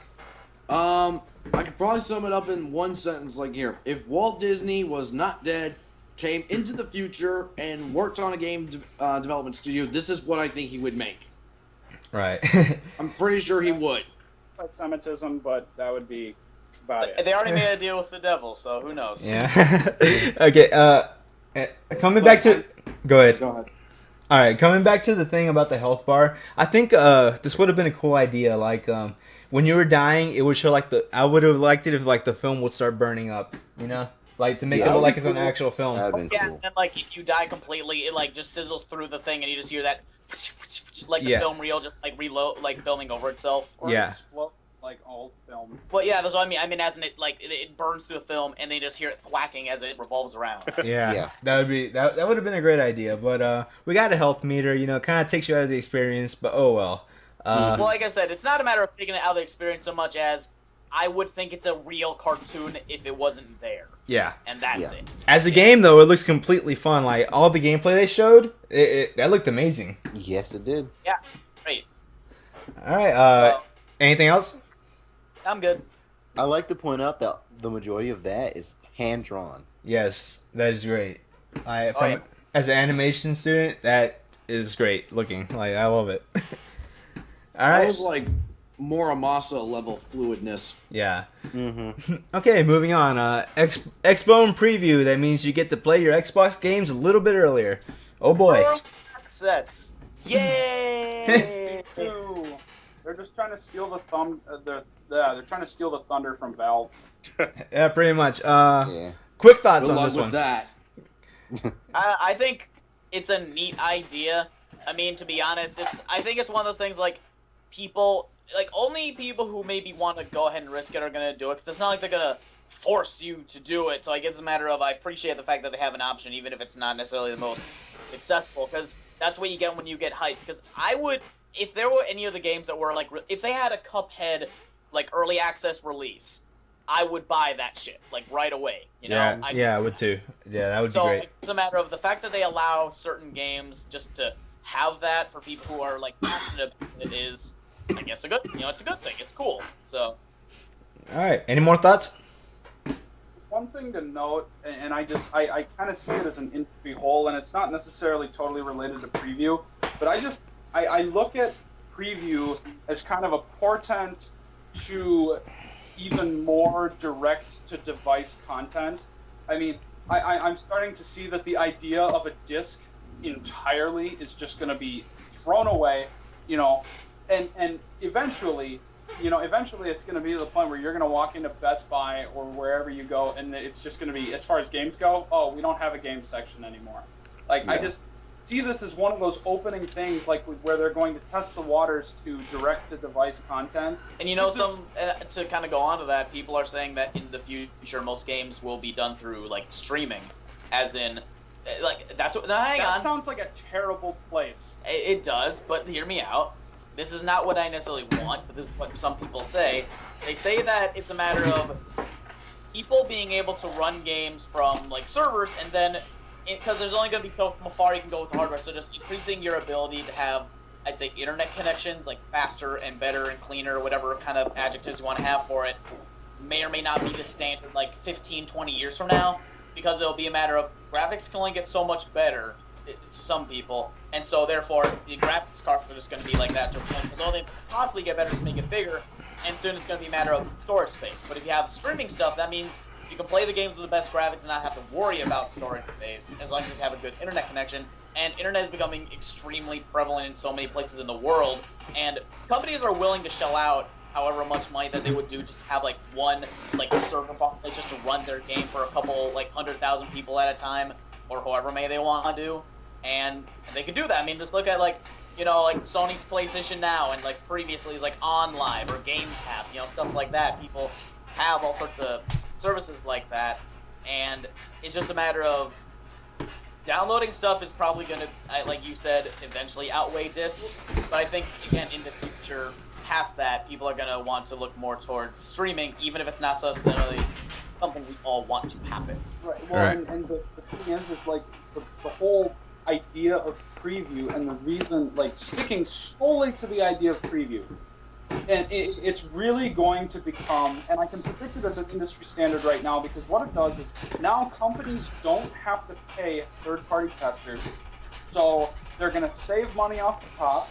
People are going to be basically kickstarting them the entire time, because the early access isn't going to be free. Yeah, you pay for it. Right, you pay for the content, and obviously, like, I don't know if they're going to do it like what with Killing Floor is doing, where it's like, oh, what is it, like $30 for... Yeah, so, like, Killing Floor is doing, like, some reduced rate, and then obviously when the full game comes out, you're going to have to pay the difference, or whatever. I don't know what they're doing for it. But the whole idea of preview, where they can literally go from beta to full, complete game fluidly, with the user interacting with the game the entire way, it keeps profits up, it keeps interests up, because every day you could come back and content could be updated. So it's really going to draw out the experience for the user, and I think it's really just a great boon for the industry as a whole. So I'm glad that Xbox is going to it. We might be getting short end of the stick. Well, we might be, but I know that a lot of like mom and pop, and big box stores are going to really be taking it in the shorts if more direct console content. Yeah. So, all right, that was a good little bit on that. But let's go ahead and move on to our next topic. I'm gonna set you guys up for this one, then I'm gonna leave because I really got to use the bathroom. Let's go ahead and talk about Rise of the Tomb Raider. Cool. It looks cool. Tits Physics Simulator 2015. It looks good. I like the graphics of it. It looks neat. The only thing for me is, like, I'd say it's a very small thing, but it's like an inconsistency with like the abilities of the protagonist. Like the one bit she's climbing up that ice thing, and she makes like a 4 or 5 foot leap upwards to grab the next ledge, implying she has like a lot of strength. But then when she actually gets to the top of it, she's having trouble climbing up the ledge to get onto the flat surface. I'm like, okay, so are you Superwoman or are you an actual like frail girl, kind of like how you look? No, if you okay, this is from just the sheer physics aspect of it. Like, sure, leaping is one thing, but climbing over a ledge with breasts that big, that's gonna they're not even that big anymore. Which is a total shame. But anyways, my point is still valid.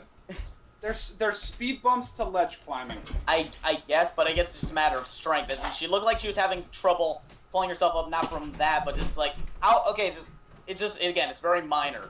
But it seemed like if you can make a jump that big just by hauling yourself up with one arm, just going like that, then Welcome to my world. yeah, then. Well, why do you think? Okay, why do you think that Angelina Jolie got a double mastectomy? It wasn't for breast cancer awareness. It was literally to give her a better ability to climb up rock ledges. That was clearly why. That was exactly why. True. Right now. Okay. All right. Anyways, By the way, I'm back. Welcome back. Either way, I'd say I like it. I'd like to see maybe a little bit more of, like, I'd say, like, the survivor/hunter things that we saw in the first game. Because right now, it just looked like, you know, like, just climbing stuff. So it just kind of reminded me of, like, oh, yeah, this is kind of like Uncharted, kind of. Like Yeah. Resident Evil 5 meets actually good platforming. Yeah. So, I mean, Yeah. it was good platforming, and it definitely was, like, good at keeping it tense. But I guess I'd like to see some of the more interesting/unique elements to the gameplay of it, rather than just Mountain Simulator 2016. Mm-hmm. Yeah. Was Mountain supposed to be a pun? No. Oh. All right. I actually hope we get more characterization out of Laura than just beating the shit out of her for 8 hours. you know? I understand what you're saying. Yeah. I gotcha. Yeah. Okay. Any thoughts, Perry? Well, I love the first two. I love the Tomb Raider reboot personally. It was probably one of my favorite games of that year when it came out, and I bought the definitive edition. I beat that. It was one of the few times I think last generation where I completely forgot that I was playing a game at points. Like the fact that there was no HUD or anything like that, I was like, holy shit! I've been going at this for like 3 or 4 hours. I'm not bored a single inch of it, and I'm loving the way that this thing is looking. So I will admit, I'm a little pissed off that it's still an Xbox exclusive. For a limited time. We're slight down. Yeah. I know eventually it will come to Sony, so I'm just patiently biding my time for the day it will be announced. So, as for the gameplay that we saw, I guess I'm not as cynical when it comes to the whole mountain climbing thing, although it did make me think of this one line from Uncharted 2 where Nathan's climbing up the bus and says, "I am so sick and tired of climbing shit." And so I wonder if that was going through Laura's head, and just, I don't know, it was just to me a little bit funny. But as for the gameplay itself, I understand that's going to be in there, and I understand that Crystal Dynamics doesn't want to reveal too much, but I don't know, did they say when this thing was coming out? Holiday, right? It's either holiday or spring 2016, but don't quote me on that because I have no idea. Yeah. Because I don't remember if they said a release date or not, but either way, I can understand if people want to see a little bit more regarding the story or, like you said, characterization, because I do want to see that, but on the same level, I guess it's one of those cases where I don't want to be... I get the gist of what the gameplay is going to be like, but I don't want to be spoiled too much, because you know how I guess you could say, really, in like the current situation we live in like the instant media world, it's really, really easy to spoil yourself in terms of what is a game going to contain or whatnot. So the fact that they're not showing that much, I'm okay with, but I can understand people having their gripes about it. Yeah. Okay. Is that fair enough? Fair enough. Yeah. Yeah. All right. Anything else before we move on? Let's move on for my side. All right. Okay, big one. Rare is releasing a compilation of all their past games called the Rare Replay. We're talking about Killer Instinct, Banjo-Kazooie, Conker's Bad Fur Day, etc. You know? Cameo Rise My to Power. child form is literally having like a jumping for joy spaz attack. It is. Yeah, it's Oh, perfect. yeah? Yeah, Perfect Dark's included too. Oh, Yeah, that's Perfect fine. Dark. Dark. Mm-hmm. it's It's Surprisingly, pretty neat. no GoldenEye. Are you sure? Yeah, they'd probably have to get the license. You know? Yeah. Because I think that's Nintendo, right? Yeah. Yeah. Either way, I don't know. I just find it funny that of all the things that Rare mentioned, the one thing they did not mention was GoldenEye. All right, go ahead, Yeah. Lenny.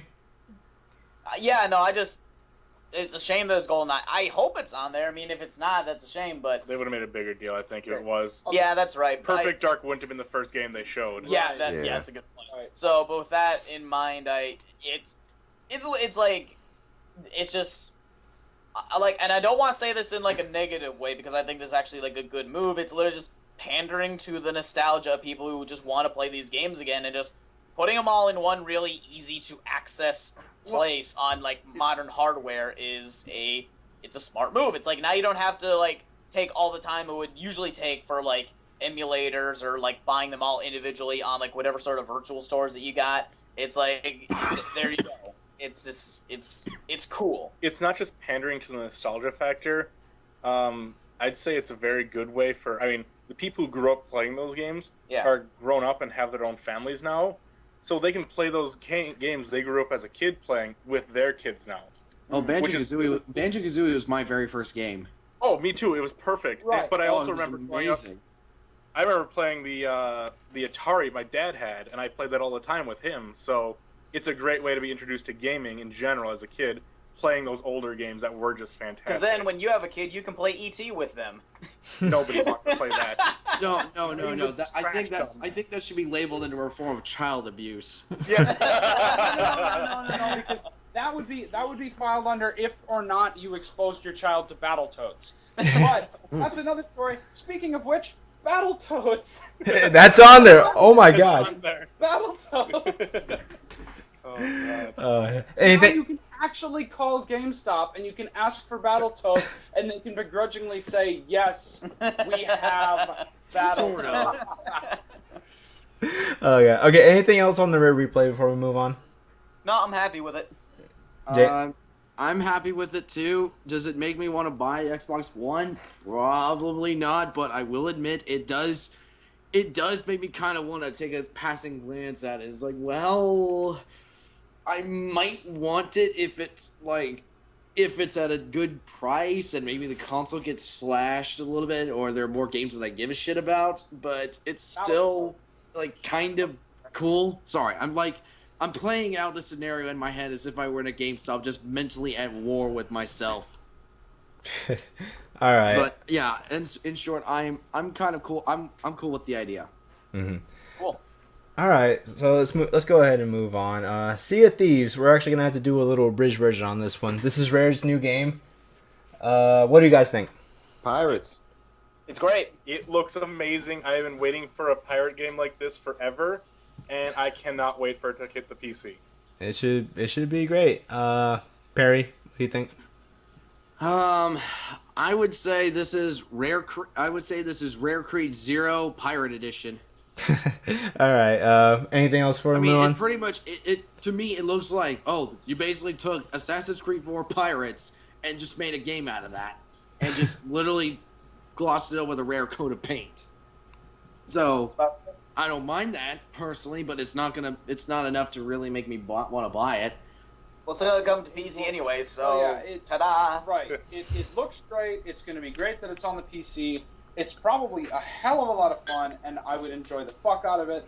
The problem is, though, MMOs, man, they kill me because it's not so much the idea of an MMO, it's how are you going to facilitate it. We saw a trailer. The trailer looks great, but then so did Elder Scrolls Online. And then all of a sudden, out of nowhere, they go, it's pay to play.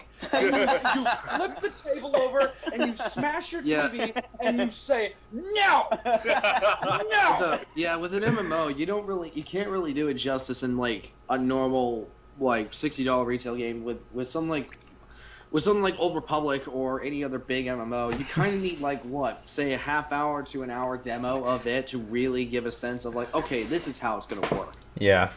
All right. That's why I don't care until they do. Yeah. Yeah, fair enough. All right, with that, we move on to our next topic. Fable Legends is now free to play. Yay. Whoa. Yep, Fantastic. Care. that exists. I have no other statements. Moving on. All right, moving on. Fucking Minecraft holograms. Holy Jesus Christ! What the hell? That was amazing. Oh my The god. future is now. What is this witchcraft? It's the future. It really is the future. We can all be Tony Stark, you guys. Like seriously, I'm waiting for the functions- day that becomes a contact lens. Oh, right. Yeah, that shit. Or an implant. Yeah. I mean, I'll I'm deal with thinking- that too. The potential for, as Joe, explain the potential. Oh god, there's so much potential that I've thought of just looking at that one trailer. Like It you would could make his librarian job bearable. shut up, Connor. It would. I mean, you could turn your house into a horror house. You could sit there and play a game like Magic the Gathering, drop a forest on the field, and suddenly trees and stuff would sprout on your table as Why you're playing. did you just say that? You just got so erect right now. Like literally, literally his pants just fell off. He's like, God damn it, man. Duel Mon- No, they Real exploded Duel off Monsters. Yeah. in tatters. Real Duel Monsters. Oh God, if Yu-Gi-Oh was on that, I would like, holy shit, Right? I'd actually want to play it oh, again. Jesus. I would go blow off Oh. that dusty old box sitting in an attic somewhere, pull out all of my cards, and actually go play them. Like there's so much possibility in Well, this system. and- It's insane. Like, imagine RTS games, Right? strategy games, like 4X games. Lenny, I was- Lenny, stop talking. My penis can only get so erect. I was Sorry, listening. I'm a big fan of RTSs. Like, just having a holographic RTS in my hand, like, just messing around with that. Just the idea of being able to play Command and Conquer on a hologram. I'm just like, stop, don't make my You're boner get literally any an bigger. overseer. Right. What? I think of its applications not just in the gaming world, but again, we see this in the gaming world all the time. Gaming and physical like TV entertainment and stuff like that ends up translating into the real world. See, like I just got a new job at an engineering firm right now, and so like we use SolidWorks and AutoCAD, and being able to pull your drawing up right in front of your face, and instead of having to use hotkeys and a mouse cursor and command lines that would literally take people like years to master, to have anybody just put on the HoloLens and be like, hey, I need you to draw this part, and it has to be at this specified dimension, and you need to have this, and this, and being able to do it with not only your hands, but with voice commands, it's Done. done. You know what would be another really cool way to use the HoloLens? Was that it could be a really cool idea for medical students. Yeah. Absolutely. just Oh, that'd be Yeah. really cool. Because then you could like practice surgeries on like holographic people. Yeah, using Surgeon Simulator.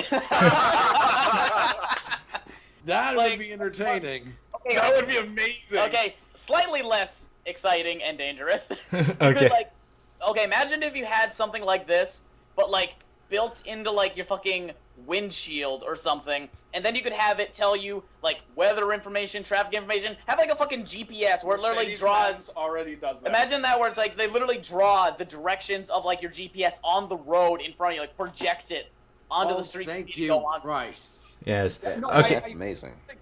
Mercedes-Benz is already doing that in parallel. So, I mean, seriously, within the next 5 years, we're going to probably have, like, holographic butlers and shit in our house. It's And, gonna like, be insane. You'd have that shit, and then you could have What use would Like- a holographic butler be? okay, like other stuff. No, I don't think a holographic butler could do anything. I can talk to it.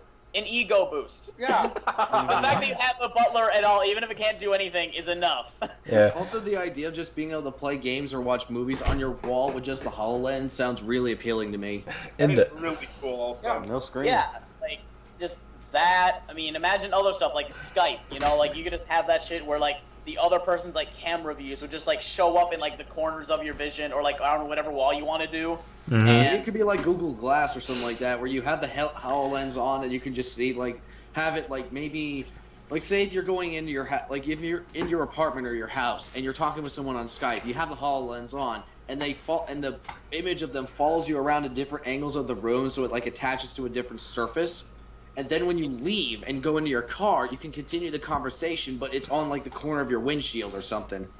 Right. Or I see an application, like, the thing is we were just talking about earlier, between the three of us, how, like, nobody is making, like, home-based, single console, split-screen campaign or multiplayer. Mhm. This would make it so easy for two people like Lenny, you've got a wall that's fucking huge right here. Yeah. And you've got another wall over there that's also fucking huge. So we could all play the game, like, technically split screen without needing more than one TV. Right. And you know what's the best part?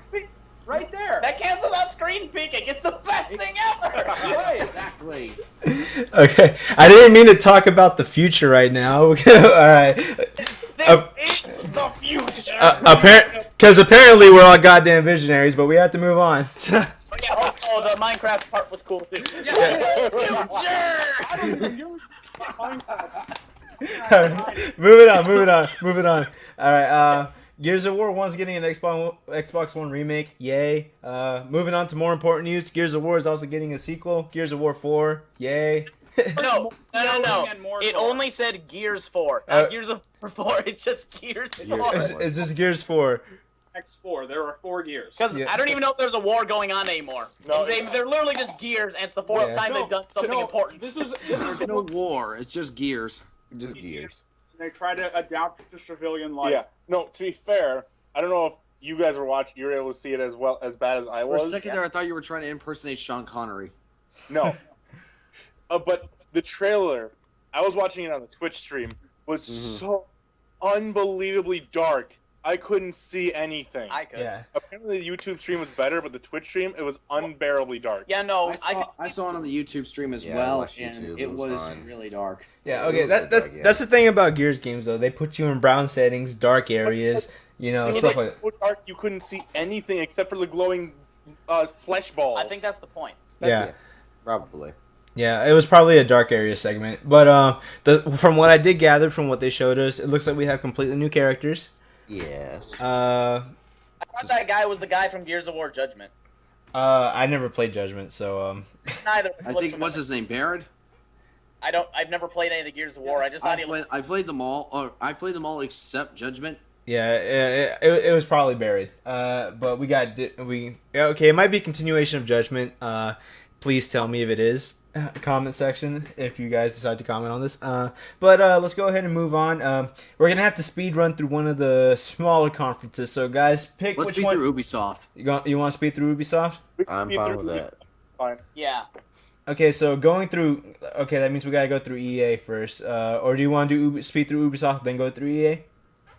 Well, let's keep it in order, but then speed through Ubisoft when we get to it. I mean, there's not a ton of stuff on EA anyway. Because let's be honest, how many of us have a ton to say about EA Sports? True that. Let's go ahead and just. Sports. TV Sports, Xbox Go Home. Okay, let's go ahead and rate the Microsoft conference. Microsoft, I'd say, was at least 9 out of 10. They did a very good job, in my opinion. Yeah. Like, I think I'd say 8.5 to 9 out of 10. The HoloLens and like the rare stuff kind of set it up for me, you know? Yeah, they just destroyed the ending there. I would have to rate it HoloLens out of 10. Yeah. Yeah, that kind of set it like really, really high above, to be honest. I mean, granted, it was still really good otherwise, but that was just a punch in the gut of quality. And I'm just imagining a HoloLens with my very own Pip-Boy. Okay, Jalen, score. 9 out of 10. I'm usually disappointed in Microsoft, but they blew me away. Okay, Perry. I would say it was worth watching, but not perfect. Okay, I would also give it a 9 out of 10. Just again for the HoloLens alone, like that shit is some very impressive technology. I know this is a gaming convention, but when you bring holograms into anything, that makes you amazing. Right? How much Yeah. you want to bet there's going to be like a shit ton of articles by the time that E3 is over, people saying that, holograms are just a gimmick. Man, please, holograms will never be gimmicks. Really cool gimmick. Right. We It can is. have our own personal Tupacs. Yeah. Okay, with That made me laugh more than it should have. okay, with that note, let's move on. EA conference, Mass Effect. Mass Effect Andromeda. Yes. All right, I like the Mass Effect series, but I'm not too crazy over it. But I do like it. This is a prequel. They said it was. I don't know. It's a prequel, considering it's called Mass Effect Andromeda, which makes me think, it's taking place in the Andromeda Galaxy. That would be freaking awesome. Yeah. Because then you can pretty much have limitless potential in there. Beyond considering the multiple endings available in 3, it'd be very difficult to pick up where that one left off, if say considering the multitude of endings. Mhm. So by that logic, you'd pretty much have to do either a prequel or something that's so far away from where the events of Mass Effect 1 through 3 happen that they're irrelevant. Yeah, Or they- that's they- so by so far removed. Do you mean like takes place way after, or do you mean like something that's taking place so far distance wise? All right, go a ahead. long time ago in a galaxy far away. No, That's distance-wise. way- That card. Yeah, I'll say this, like, because like the endings choose a significant number of people dying / being destroyed, and that will affect the future in a huge way, like Yeah. a lot of different ways. So just having an ending that just applies, like, having the beginning of Andromeda somehow fit a mold for all of them, I'd say would either be illogical or potentially cheapen any of your choices from the previous one. So it either has to be something that's completely unrelated, either by prequel being set on the opposite end of the galaxy where they have no interaction, or by being some reboot or alternate Yeah. continuity. Or they can also go back. They can also go the Knights of the Old Republic way and set it like really far in the past. You know? Yeah, that's what a Yeah. prequel. But that would make sense because that would be just present day for us. Basically, Because Mass Effect is pretty much in the distant future. Mhm. the gist of Mass Effect and all say on it, series is great, but their timeline and all of the different endings basically make for a story that is more chopped and screwed than the original Star Wars films. Yeah. All right. Go ahead. That's all. I think we're good on Yeah, our end. that's All it. right. No Yeah. more- Yeah. Let's go ahead. All right. Let's go ahead and move on. Need for Speed. Racing. It looks impressive. Yeah. I I'm enjoying- like the transition they had from like the cutscene to the car customization because that looks near seamless. that was Yeah, seamless. it's very Oh, that- seamless. Oh, seamless. Oh yeah. What was Yeah. that? It looks Sorry, good. that was just me appreciating the seamlessness. Oh, okay. I mean, I don't know what else to say. That looks seamless. The graphics look really good, and if they can pull those kind of graphics like on consoles in any way, shape, or form without it being buggy as hell, then I'll be impressed. To be Alright. honest, a little bit too good / a little bit pre-rendered, but who knows? But who knows? You know, graphics are getting there. Yeah. Based on what I saw in Rivals, I don't think they'll be able to necessarily pull off that level of graphical fidelity. But I've been proven wrong before, so we'll have to see. Yeah. And again, EA is really digging into the Frostbite engine. Yeah, they That's are. true. All right. So- Anything else? I'm good. I'm pretty interested in it. I mean, I've really enjoyed Need for Speed for the most part ever since I played Most Wanted back then. But I will admit this looks more like it's based on the Underground series, which I will admit I've never played. It's amazing. Oh, I've heard really good things about it. I think it was Underground 2 was the best. For me, yeah. Yeah. So I do want to try Need for Speed Underground 1 and 2, but I've just never played those particular ones. Most Wanted is the one I was started with, probably on accident now that I think about it. But yeah, I really am excited for this one. Preferably, I would have loved a new Burnout, but this is a good substitute until that day comes. Mm-hmm. All right. Anything else on Need for Speed? Nope. I'm good. Pretty good. All right. Let's move on to Knights of the Fallen Empire. I want KOTOR 3. It was a cool like story trailer, but I'll have to see what the actual content that it's added on is supposed to be. But it looked like a cool story. It did. Anything else? I'm good on that. Anything you got here, Connor? Or, No. no, okay. Nah. Perry?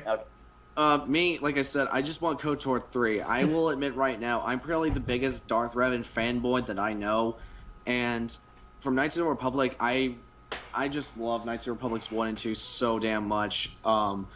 Yeah, I don't mind the fact that there's a Knights of the Republic MMO. I'm okay with that. But at the same time, I just kind of want to see the story of figure out what the hell happened with Darth Revan and figure out why or how he goes on to the Old Republic and what's his relevance in there. And I know he has like his own storyline in that particular game, but I want to see like what leads up into that, if that makes sense. Right. Like I want to see him tackle on the Sith Empire and see what the hell did he do to rip him such a new one. Right. So Okay. With that being said, let's go ahead and move on. Unravel. looks really cool. Look Looks Oh, great. Yarny is so cute. Yes. I will. That guy on stage. He like, it's as much as we give EA a lot of crap for being like this really hollow corporate shill. That's probably one of the more genuine reactions and bits of excitement I've seen in a conference for a while. Yeah. Yeah, he seemed like you said, genuine, like sincere and nervous because he hadn't done this kind of stuff before. So it's like, Which is honestly, like, that is the pinnacle of the E3 conference for me, because they finally taught a robot how to feel. and that right there, like, they that, had emotion. Yep, you know, they You had will believe a robot can cry. and that you know, E3, that made it, or for the EA section of Yeah. E3, that made it totally not necessarily total shit, is the fact that one of them actually felt emotion. And people actually clapped for him, like, of their own will more than, like, any of the other segments, unless it was, like, one of the bigger ones. Because, like, he just held up his little tiny figure. He's like, here's this, like, little Yarny that I made, and I put him in the forest and stuff. And then everyone just started, like, clapping for him. It wasn't even like he waited for applause. They just went and did it because they thought, this guy is awesome. Well, he was You know? just totally passionate about his craft, totally passionate about the game, and the game looked perfect. It looks like an interesting thing. It looks like what I would say is, like, a spiritual successor to certain elements of Little Big Planet. Yes. You know? That's a pretty fair one to say. I don't know. I guess for someone like myself who wants to make games one day and really has that day when I go on stage at E3 and just unveil whatever it is I make to the world, I want to have a moment like that. Like, Yeah. it's like I want to be that's the kind of sincerity that I want to show. Right. Genuinely have whenever I go on stage. So I gotta give the guy massive props. Yeah. Okay. Anything else, Lenny, before we move I'm on? happy. No, it looks like a cute game, and I hope it's really good. I hope that guy succeeds at whatever his endeavors are, and it looks fun. And yeah, so that's all I gotta say. All right. Let's see, we got Plants vs. Zombies Garden Warfare 2 again. We already talked about that, so we're going to skip that. EA Sports games. None of us play sports games, so I say we skip. But if you guys want to go into it. I'm good. Sports. Hockey game looks cool. That's Sports. about Pele it. was cool. Yeah, Pele. Yeah. Pele. Okay, Pele for small- 15 minutes. Small note on Pele.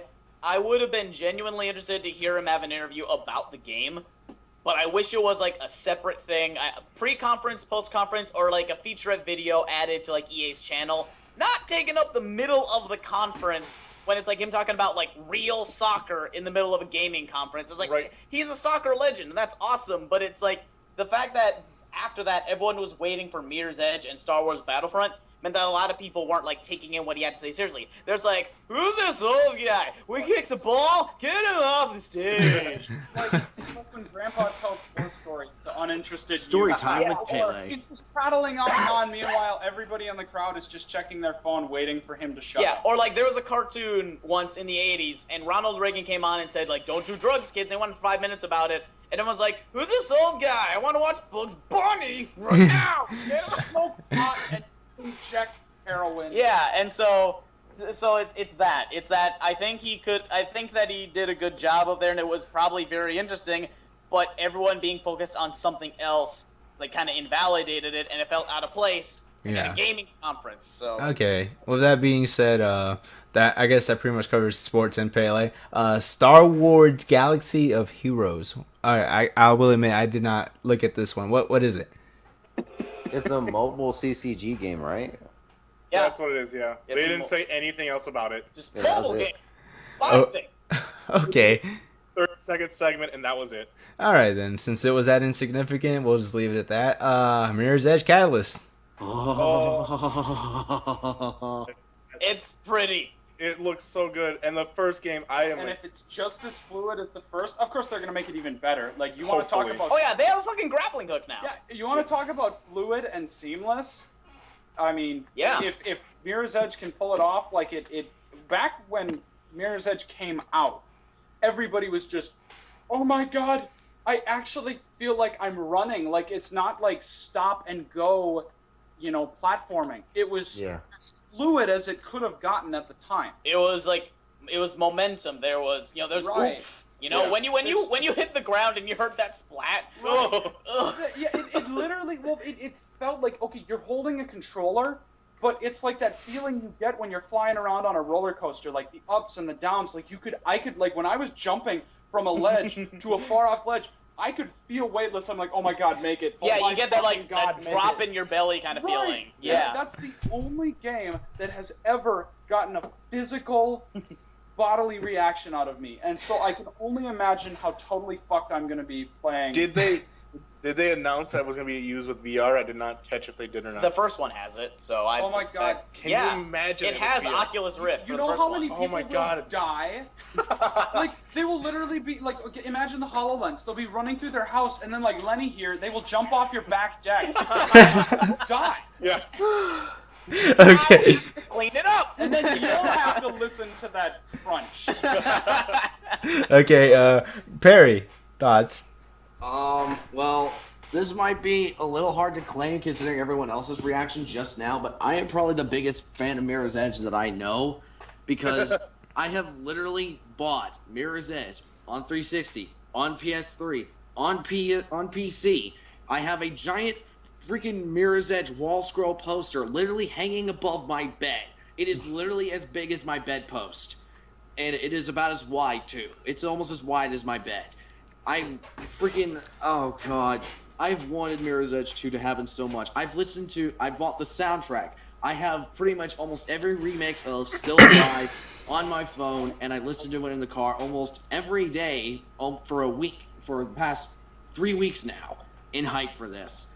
And I was not disappointed in the slightest. I am so friggin' hyped for Mirror's Edge. I really love Mirror's Edge. In fact, it's one of the few games where I really had to stretch my own abilities as a gamer because playing games one-armed is really difficult just as it is, but Mirror's Edge had something about it. It was the concept of just running, and I really love just movement and speed and just the fact that Mirror's Edge is literally all about that and just verticality and moving across the environment using like the whole urban landscape as your playground is just something that was really fascinating to me, and the game was so cool that it made me want to learn parkour because it looked so cool.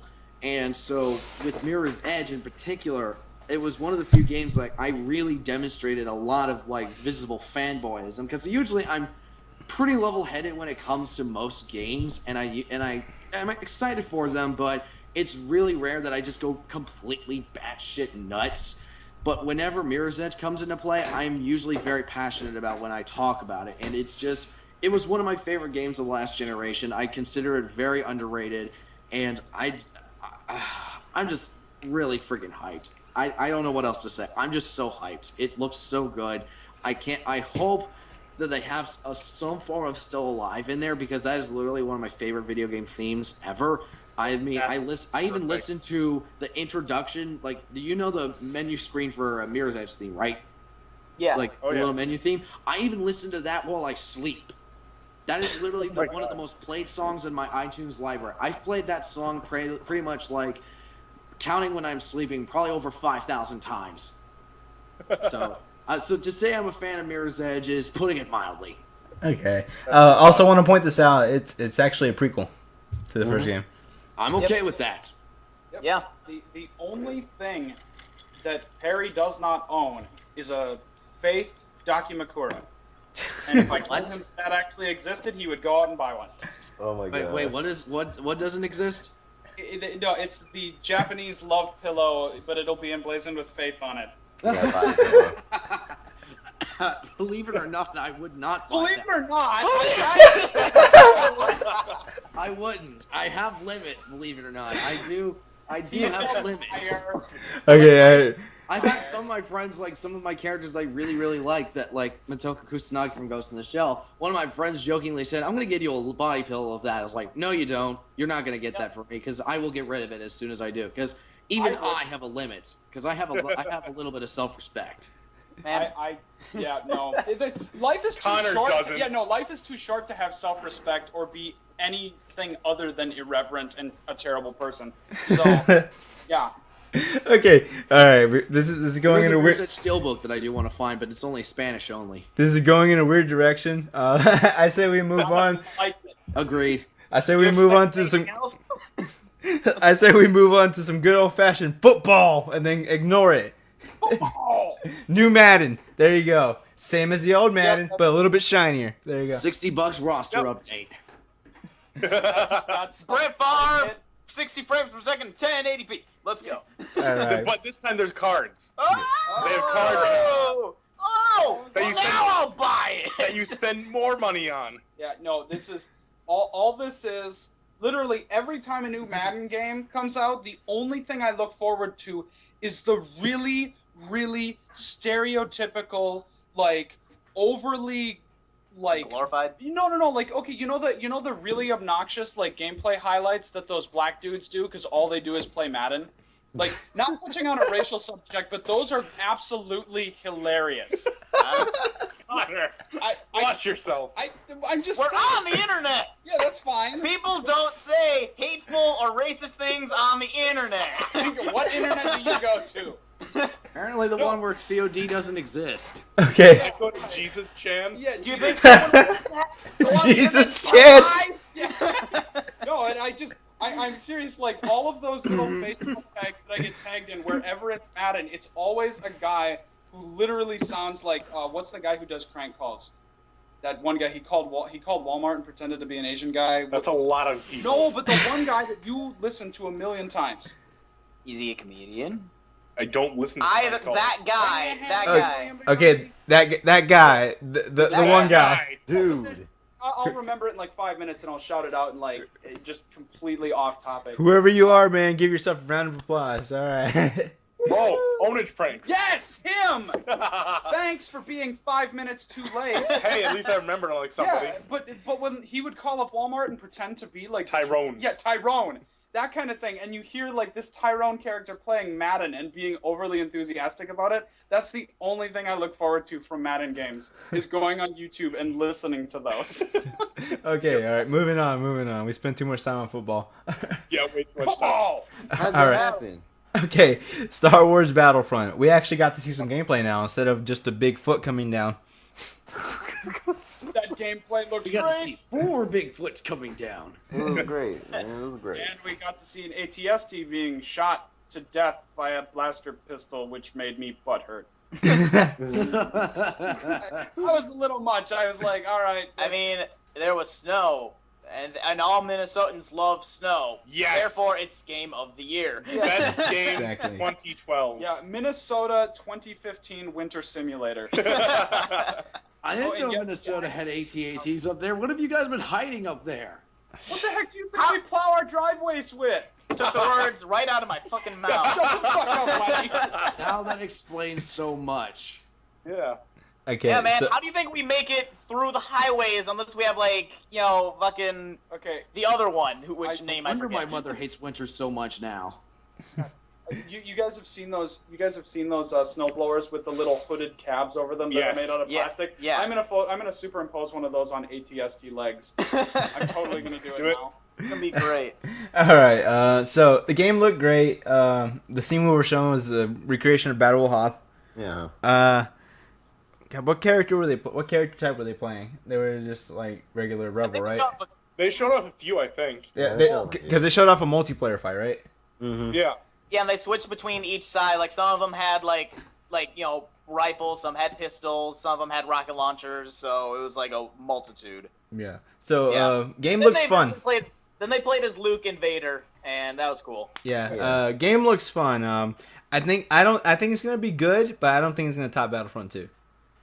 Yeah, no, the That is going to be hard to do. the exclusion of space battles. I cannot get over that. It'll be It's- DLC. With the season pass, because EA. Yeah. Well, They get to pay $60 extra for. didn't Sony touch on Battlefront as well in theirs? Yeah. Yeah. Well, I mean, while we're on it, let's talk about the content we saw on Sony's side because it's gonna be the same game. All right, Yeah. That's fine. true. They did the survival mode. Yes. Yeah, The that. survival mode, like the graphics and the multiplayer that they, the fact that you've got what it looks to me like they got rid of or I'm just speculating on this, but it seems like they got rid of the classes. Like the Rebels have jet troopers, but they're not necessarily like specifically jet troopers. Like it looks like they had a variety of weapons. They aren't showing it, but maybe there's going to be a level of customization to your kit. So maybe I've heard not rumors about loadouts.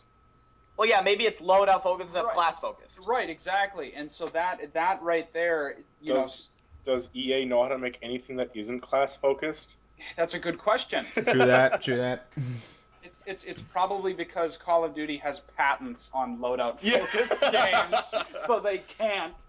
No, but I'm super excited for that because up where I'm normally staying in Pine City, the internet is made of wood, but but when I'm back down in the cities and I can actually play multiplayer, that exact series of games is I've wasted so many hours on the original Battlefronts. You and me both. Oh yeah, we played a lot of time together. Yeah, and so I'm just totally hyped for what this game has to bring to the table. And all I can say, summing it up, is it's about damn time. Yeah, pretty much. I know. Don't fuck it up, EA. Yeah, don't. Oh, they're gonna fuck it up. Oh, of course but they you're are. still gonna play it.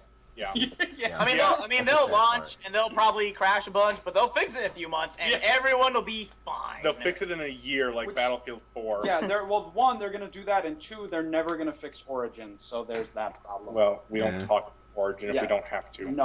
All right, Perry, thoughts? Honestly, I'm not that hyped for Battlefront. Don't get me wrong, I love Battlefront 1 and 2. I really do. But ever since the announcement of Battlefront 1, at first, this was my hype. Awesome, Battlefront's coming back. I'm really excited. Then I got the announcements. No space battles. What? No single-player conquest mode. What? Connor don't. What the hell is that? Is Playing the Darth Vader going, note sound. Then... Connor, come on. Then the third announcement is, okay, I know Lenny knows my reaction to anything Star Wars related, and I try to avoid getting like this. But No, you're not. what? No, sorry, nothing, Connor. He's Again. being a cop. No, but to comment on your thing though, Perry, yes, there's a certain faction, I'll call it, of the fan base that has created a sort of animosity between him and the series. Like, all right. yeah, and it's the fact that there's no prequel content in there. It makes me kind of annoyed because I liked some of the stuff in the prequel content, like the space battles and that kind of stuff, or just the settings. Droideka. Like Droideka is, I wanted the Battle for Naboo, I want Geonosis, I want Coruscant. Like there was some stuff in the prequel stuff that I legitimately liked, but freaking Star Wars nostalgia fights, always hating on the prequels. I'm just like, you know what? I'm just freaking tired of you guys. I want to go away. Just let me stay in the Old Republic universe in peace. So I understand that they're trying to distance themselves. I just feel like it's not the best way to do it. And I don't understand why it's like, oh, we just want to keep it focused. Like, last I checked, Battlefront 2 had a pretty focused gameplay elements in it, and it worked out better than the first one. Yeah. So I don't understand why. How old is Battlefront 2 at this point? Like what? 10 years? 10 years. About 10 years. So I don't understand how you couldn't do the stuff that you did 10 years ago and not do it now, but make it better looking. So I'm not gonna lie, I'm depending on how it goes, I might just be happier if they did like a Battlefront 1 and 2 HD pack. Yeah, And just put it that'd be on, great. like, if they put did it on that with Steam, online, I would be and- totally cool with that. Yeah, put it I on just- Steam and current gen consoles. Boom. Yeah, but the thing is that's not going to fix the problems where, like, you go barreling at somebody full speed on a speeder bike, and they just merely do, like, an MC Hammer, Michael Jackson moon slide away from you when you ram into them. Like, okay, I'm sorry, my speeder bike is made out of blades. It is literally a gigantic knife flying at you at 400 miles It's an hour. a knife. It's a swear knife on- pedo. It is. It is a knife pedo, and you just glanced off of it and did a little tiny bounce, and oh god, I took 30 damage. Meanwhile, he turns around with his shotgun and shoots you as you're speeding away, and you die. Or Yeah. better yet, Oh, I'm not saying there weren't problems in the original ones. It's just my hype for Battlefront just took a bit of a nosedive with those series of announcements, and I'm just like,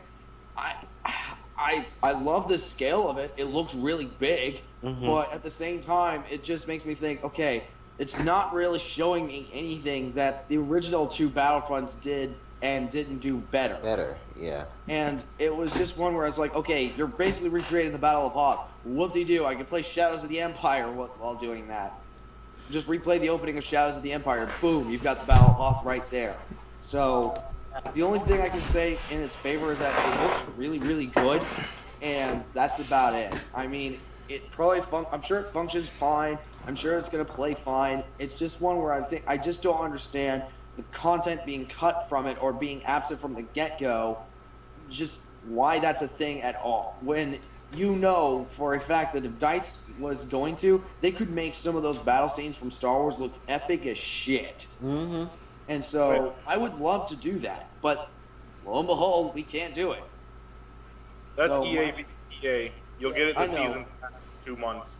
Yeah. I know, it's just, I find it's just for me very personally annoying, and No, I It's totally agree. so, Thing. and not only that, but it seems like my reaction to, go ahead. Oh, EA and Activision seem to be like the jocks of the gaming world. Like, there's a clique with these industries, and like anything that has to do with something that's not their bread and butter. Like, okay, so you've got, I don't know, like EA's got Battlefield. So DICE does Battlefield, and they're like, oh yeah, Battlefield. Oh yeah, super macho adrenaline. Oh, you Battlefront comes up. What the fuck is this nerd shit? Fuck off. We don't want to do anything for you people because you're just a bunch of nerds.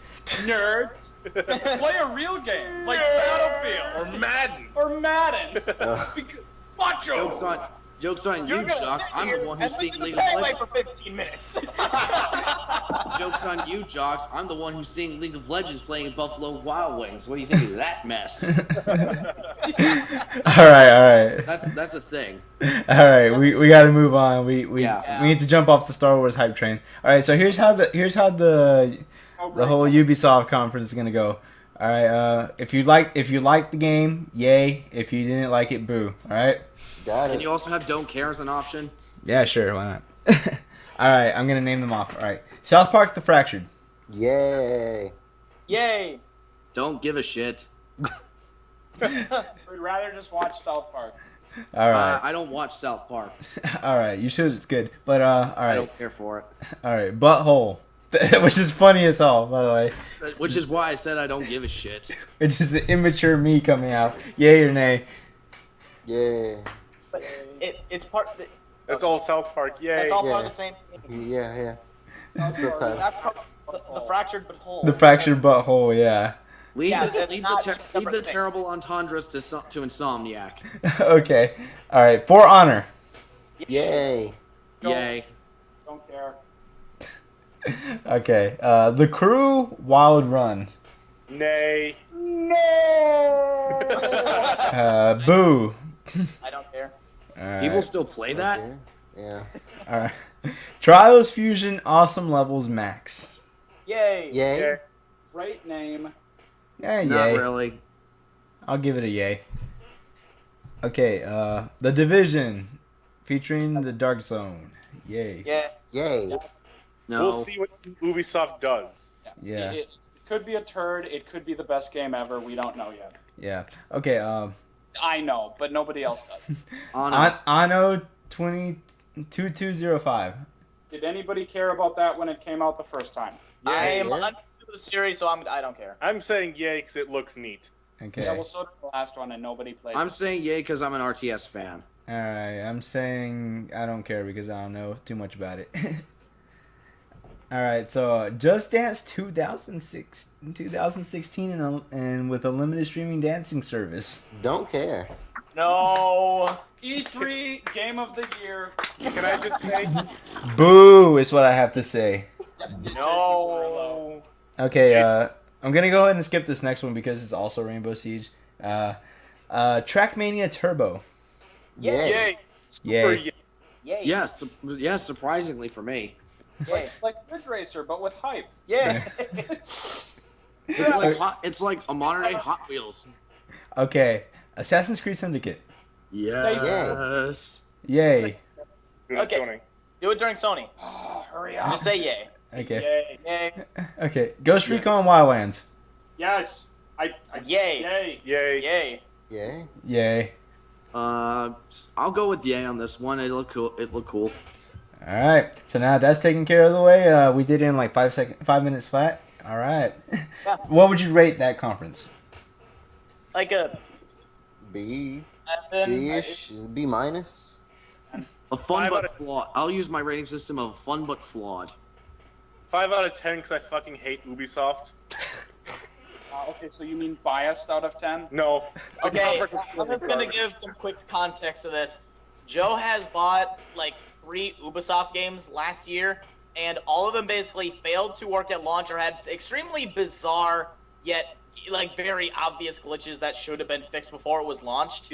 They're a shit company, and I'm done with them until they can actually prove they're worthwhile again. Like Yeah, poor optimization, weird, strange glitches. Like it failed to recognize his mouse and keyboard when he started playing Far Cry 4 no, when he first got it. that was the crew. Far Cry 4 Oh, really? I won't thought even that happened. Far Cry 4 won't even launch for me because I don't have a quad-core processor.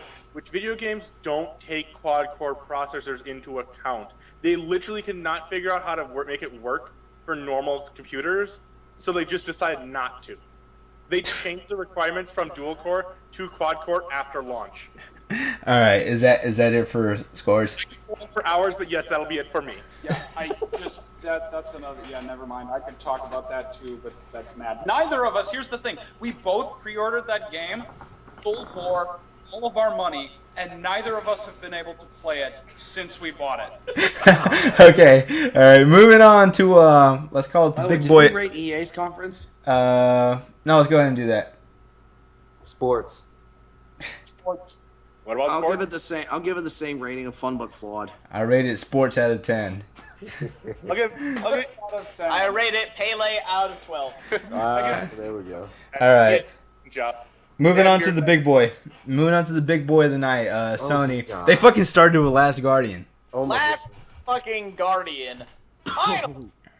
So we actually got to see some gameplay, and it looks great. Oh yeah. Like, I should clarify, Connor and Joe aren't, like, they didn't even know what this thing is, so they don't have the kind of excitement that we do. So if they Yeah. don't have to say, or if it seems kind of neutral, like, that's why, because they haven't been what we've been through. They don't know the greatness of Shadow of the Colossus and Ica.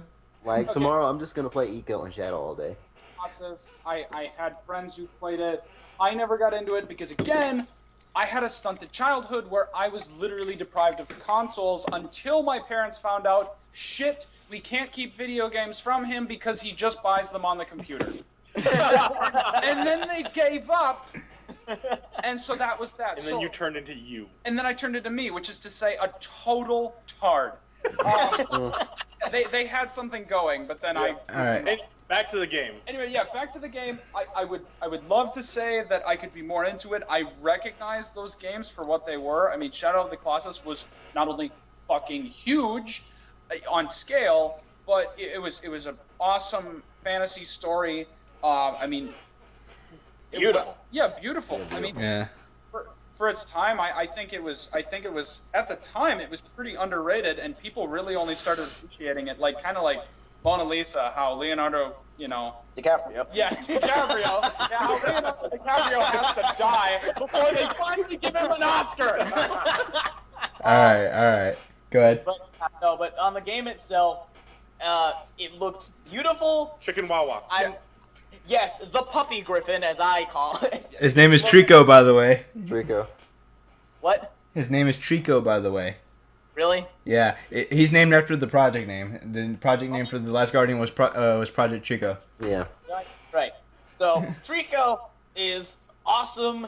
It's cute. It's like the whole game is like just really, really pretty. It reminds me a lot of like Eco in like all the right kind of ways, and it's just awesome. It runs well. It looks good. It's just he's so cute, and he's awesome. And I'm a mess. I can't form coherent thoughts. All I can say is just like positive adjective, and that's it. Like, Yeah, Lenny is totally looking past the fact that kid does not know how to go downstairs. okay, admittedly, the animation of him going downstairs looked a little derpier than it should have been. No, Yeah. extremely. Derpy out of 10. That looked like maybe what I would want to do if I said, "Hey guys, let me look. Watch how I go down the stairs in a really stupid way." And then tumble down And the then he would stairs. tumble down and break every bone in his body. Yeah, but aside from that, it had really good weight to it, like both Eco and the Shadow of the Colossus do. A lot of really just good rendering stuff to it. Like, Trico himself just looks amazing in the way that they animated him and everything else. It was just... For a platformer, the action sequences, like jumping and catching him on his tail and climbing up his tail, I mean, like, that was cool. Like, you're like, oh, you're dead, kid. Oh, no, never mind. Plot armor. Jar. Yeah. No, I went like, oh my god, they dropped him, and then I saw the tail. I'm like, no, the tail. Oh, the tail. Sequence of like him, like of Trico diving in after the kid and like just like zooming in faster because like he's heavier, so he'd have I assume a faster terminal velocity, thus he could catch up to him.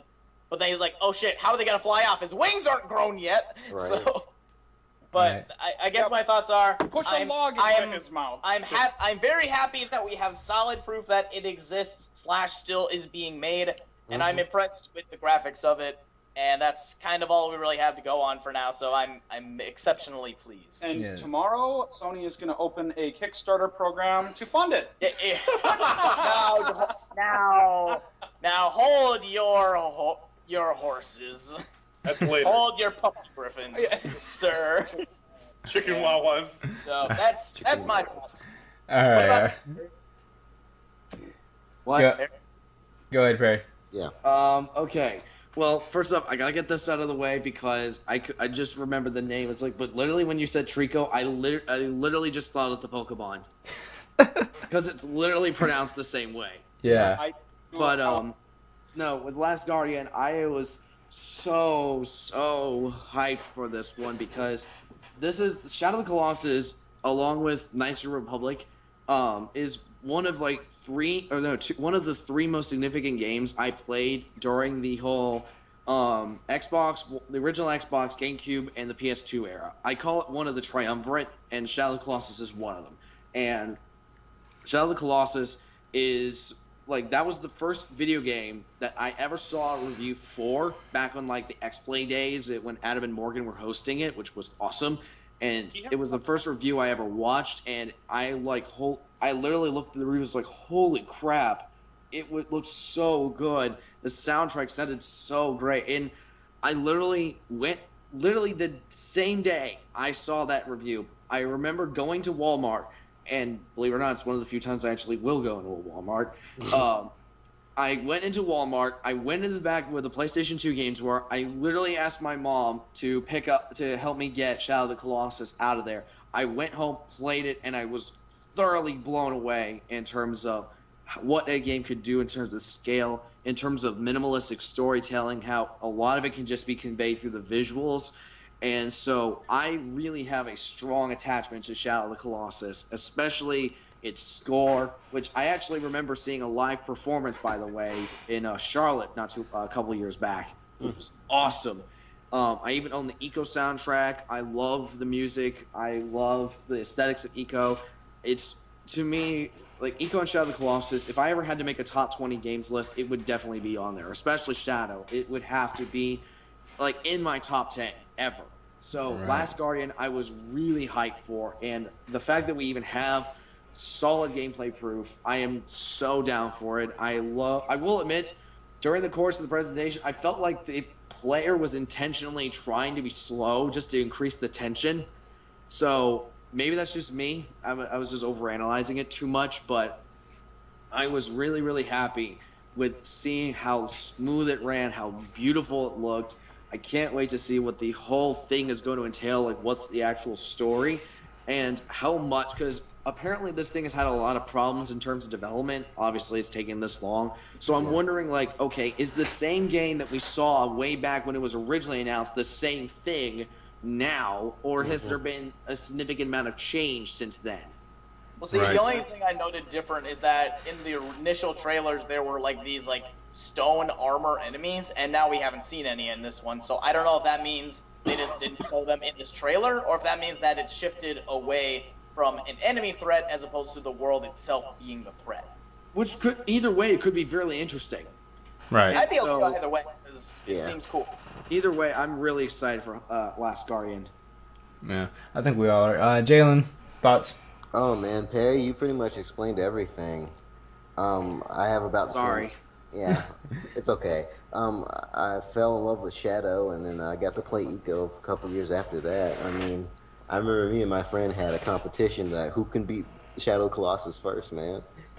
Oh god, like stuff like that's so great. And then like the ending, oh, that got me in the heart. That made all the feels. Yeah. Oh, yeah. Speaking of Shadow of the Colossus, I remember Jalen let me borrow it, and I beat it. And like as I was watching the ending, I called Jalen. I'm like, Jalen, why the fuck's this game so good? You did. Because it's awesome, that's why. And they should just hung up the phone. Yeah. I think we were all excited for The Last Guardian. I'm glad we actually got to see it because it was starting to become a joke. Like, will Last Guardian be at E3? You know. Duke Nukem eventually. No. Let's not go there, Yeah. please. But we have to move on. All right. Horizon Zero Dawn. Oh god, That was awesome. That did look awesome. that was That, good IP. that made me that made me want to that made me want to stroke my 5 o'clock shadow, going, you have me interested, Gorilla. Show Like- me more. When it first started off, I thought it was gonna be just like hunting like mammoths and stuff, you know, because it just looked like it was named Society. Then it's like the old ones look like this. I'm like, wait a minute, that's the future, and they're talking about it past tense. What? And then Robot animals and dinosaurs show up, and you're hunting it with like Bows and arrows. Bows and yeah, bows and arrows. arrows, like a whole bunch of like you construct it out of like wood and basic materials and stuff, and like the juxtaposition of that makes it has like an awesome kind of visual Mix. style to me. Uh-huh. It looks awesome. Okay, as a coverall, because I really don't give two shits about anything Sony normally because I'm PC oriented. Sony has this great ability to make some of the most visceral and just beautiful and imaginative and creative games, but they capitalize on that and they lock in that market for people who are looking for that, and then thus, almost all of those titles that are really, really beautiful or unique to Sony are exclusive. Sorry, buy our console, and that just it kills it. It just, for me, it just nope. Sorry, I lost interest the second you said Sony. Okay. Any more thoughts on this besides robot animals are cool? It has a lot of potential, man. I'm eager to see what I'm really Gorilla does. interested in the lead. I'll say that. All right, go ahead, Lynn. Well, I'm saying I'm interested to see this because like Gorilla has, with the exception of their PSP Killzone game, they've pretty much only done first-person shooters. So seeing them do like a third-person game, I think is going to be like an interesting thing. I mean, I know it's not that drastic of a shift, but going from like first-person, like space recreations of like European battles to like To third space person. Nazis. Yeah, going from space Nazis to hunting robot dinosaurs in a third-person thing, with either melee or bows as like the main components of it. That's still It's elite. another shift where I think it's extremely cool and it's interesting, and I'm curious as to how they're going to handle it since they've pretty much only done gunplay up to this point. So who knows? I want it to be good. I hope it's good, and I'm eager to see more gameplay demos. All right. Interesting out of 10. Would play at Lenny's house when he finally buys it. Okay. With that being said, let's go ahead and move on. There's a new Hitman game. Yo. Ooh, Agent not 47. showing us damn near anything on it. Oh I mean, boy, another bald person who shoots people without gameplay. Hey, it's the same bald person who shoots people without gameplay. Yeah. Sorry, another trailer. Okay, Yeah. they are all the same bald person. Yeah. Wait. Let's break it down here. Agent 47 is like the oldest bald person we know. Yeah, he is. He's like, Right. and he's got like one look to him like ever. He just has one emotion. He should have like yeah. one of those he should have one of those memes that says the many emotions of Agent 47: happy, sad, annoyed, pissed off. Like that whole thing, and it's just him with the same expression. Like I'm sure he could start a family, and when his first child is born, that's the look he'll give it. Well, yeah, it's like those meme photos, the family photos where the dad has a ridiculous look on his face, and it zooms out, and now the entire family has that look on their face. Right. Okay, so let's sum it up. New Hitman game, no gameplay of it, so there's not really much to talk about it, except for the fact that there is a new Hitman game. Yeah. It exists, and I've played a little bit of like 2 of the games, and I had fun while playing them. So if they persist with that, then I'll be happy with it. Yeah. Yeah. Good. Yep, All right. good. All right, we're good. All right, let's go ahead. Street Fighter V. I'm actually very excited for that, even though Yo. these two character reveals for me were a little meh. Lackluster? Yeah, I mean, like, who the hell asked for Birdie? Nobody did. for the- no one for asked the- for him. For those of you guys who don't know who Birdie is, he's a chain grappler from Street Fighter Alpha 2. Is it 1 or 2? 1. Okay, it's Street Fighter Alpha 1. He Moro. Ugh. he looks really silly. They Okay. made him fat. Yeah, and they made him fat in Street Fighter 5. They Rufused all over him. Yeah. And the other announcement was Cammy. And I was like, okay, Kill B. next thing you're gonna tell me is that you cook with salt or something, you know? Because I can count in like 3 fingers like the games Cammy hasn't been in. Yeah. So basically, Street Fighter 5 looks hype. I hope they have better character choice in the future. Alex. Who was like your one pick for like you would want them to put in? Dude, Like if you only Alex. could pick one. Alex or Urian from Third Strike. Alex or Urian. Exactly. I want Oro or 12. Or I agree with Oro. I don't know about 12. Necro. I would prefer Necro over 12. Yeah, Makoto. If Makoto doesn't make it in, I will throw that game so hard it'll hit the Capcom president on the back of the head. You will literally throw it across the sea. It will be hit. It will be thrown so hard. Yes. All right. Any thoughts on Street Fighter 5 from you guys? I'm pretty hyped for it. Yeah. I mean, I'm excited as you are, Ado. All right. So there's nothing. Go ahead. Street Fighter, like basically, to me, fighting games have always been at a low point because it's basically, to me, they're like nostalgia simulators. That's all they are, or nostalgia emulators. It makes you harken back to the days when you had 2 joystick knobs and an A/B button in front of you, and you were looking at a very, very nasty, like bad headache-inducing color TV, and it just If you're lucky. if you're lucky. You're lucky, yeah. And so to me, I mean, I could never get into the Street Fighter games, so I mean, to me, the rating is beating a dead horse out of 10. All right. Fair enough. Ready to move on? Yes. Okay. No Man's Sky. No. Beautiful game. Wonderful. Fantastic. Fuck yes. How can they only give that game 3 minutes? Like, that needed so much more time than 3 minutes. Okay, That's not even yeah. fair. Dude, let me say this. Considering the scale of the game, no matter how much time they had on stage, they'd never be able to cover enough. No, Okay. I know, but That is a good point.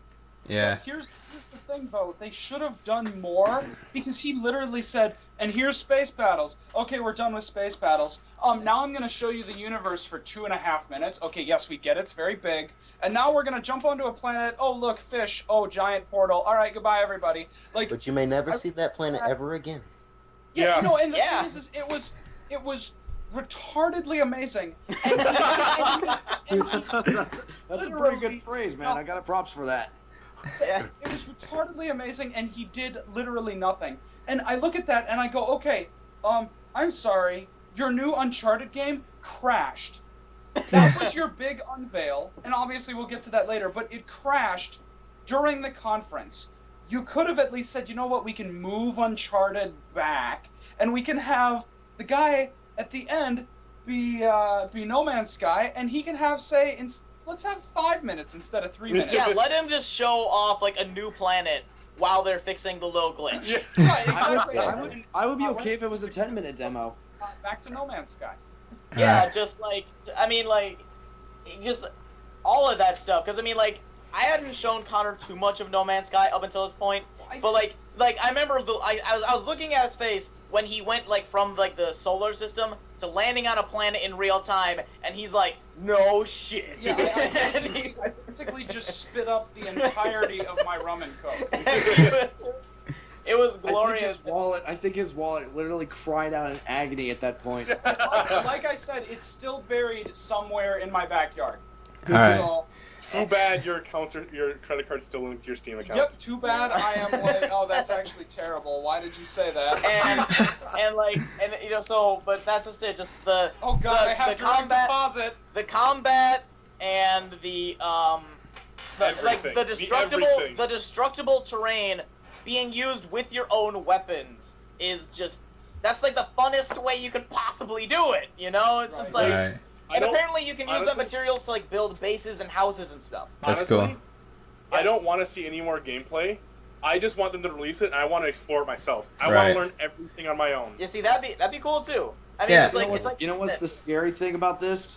As much as we've been exposed to at this point, we haven't seen shit yet. Exactly. We've seen, because we like, haven't even. the Apparently, there's babysitter. other players around. We haven't even seen like one-on-one player battles yet. Right. And that's the other thing is 10 years from now, you might. The scary thing is 10 years from now, you might still be the first person to jump on a planet. Oh, Right. you will still be Right. the first person I mean, to jump on a we planet. were talking about this earlier, how you could literally give up your entire life, plus more, and you could spend your time exploring this infinite procedurally generated universe. Right. Yeah. All right, guys. And you'll never finish it. Yeah. You know what it was like? It was a game specifically. You know what it is?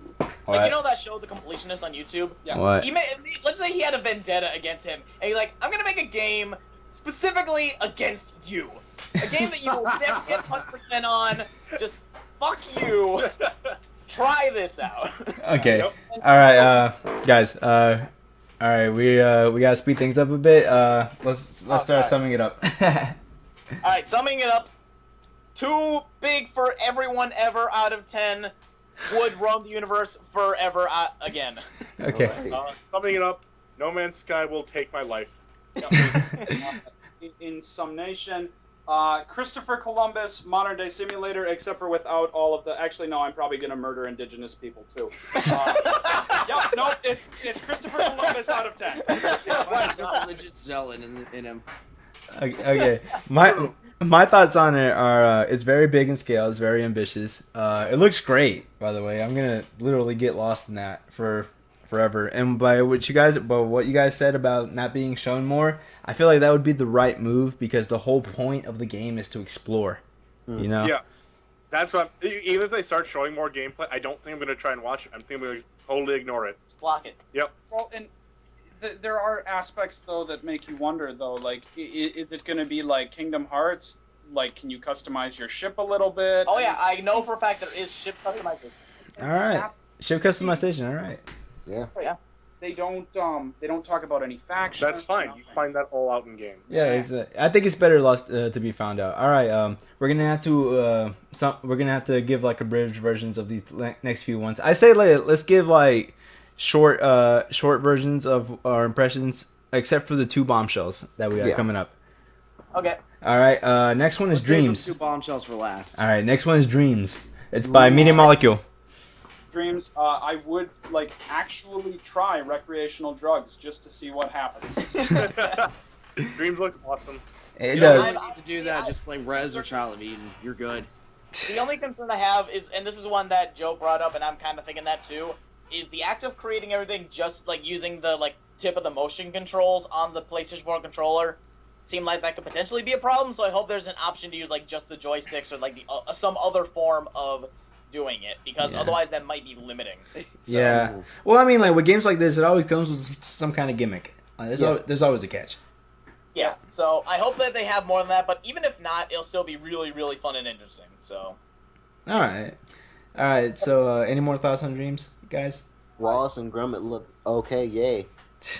That too. Also in Dreams, like you're gonna play through everybody else's dreams, and you're gonna go universe to universe, and it's gonna be nothing but dicks.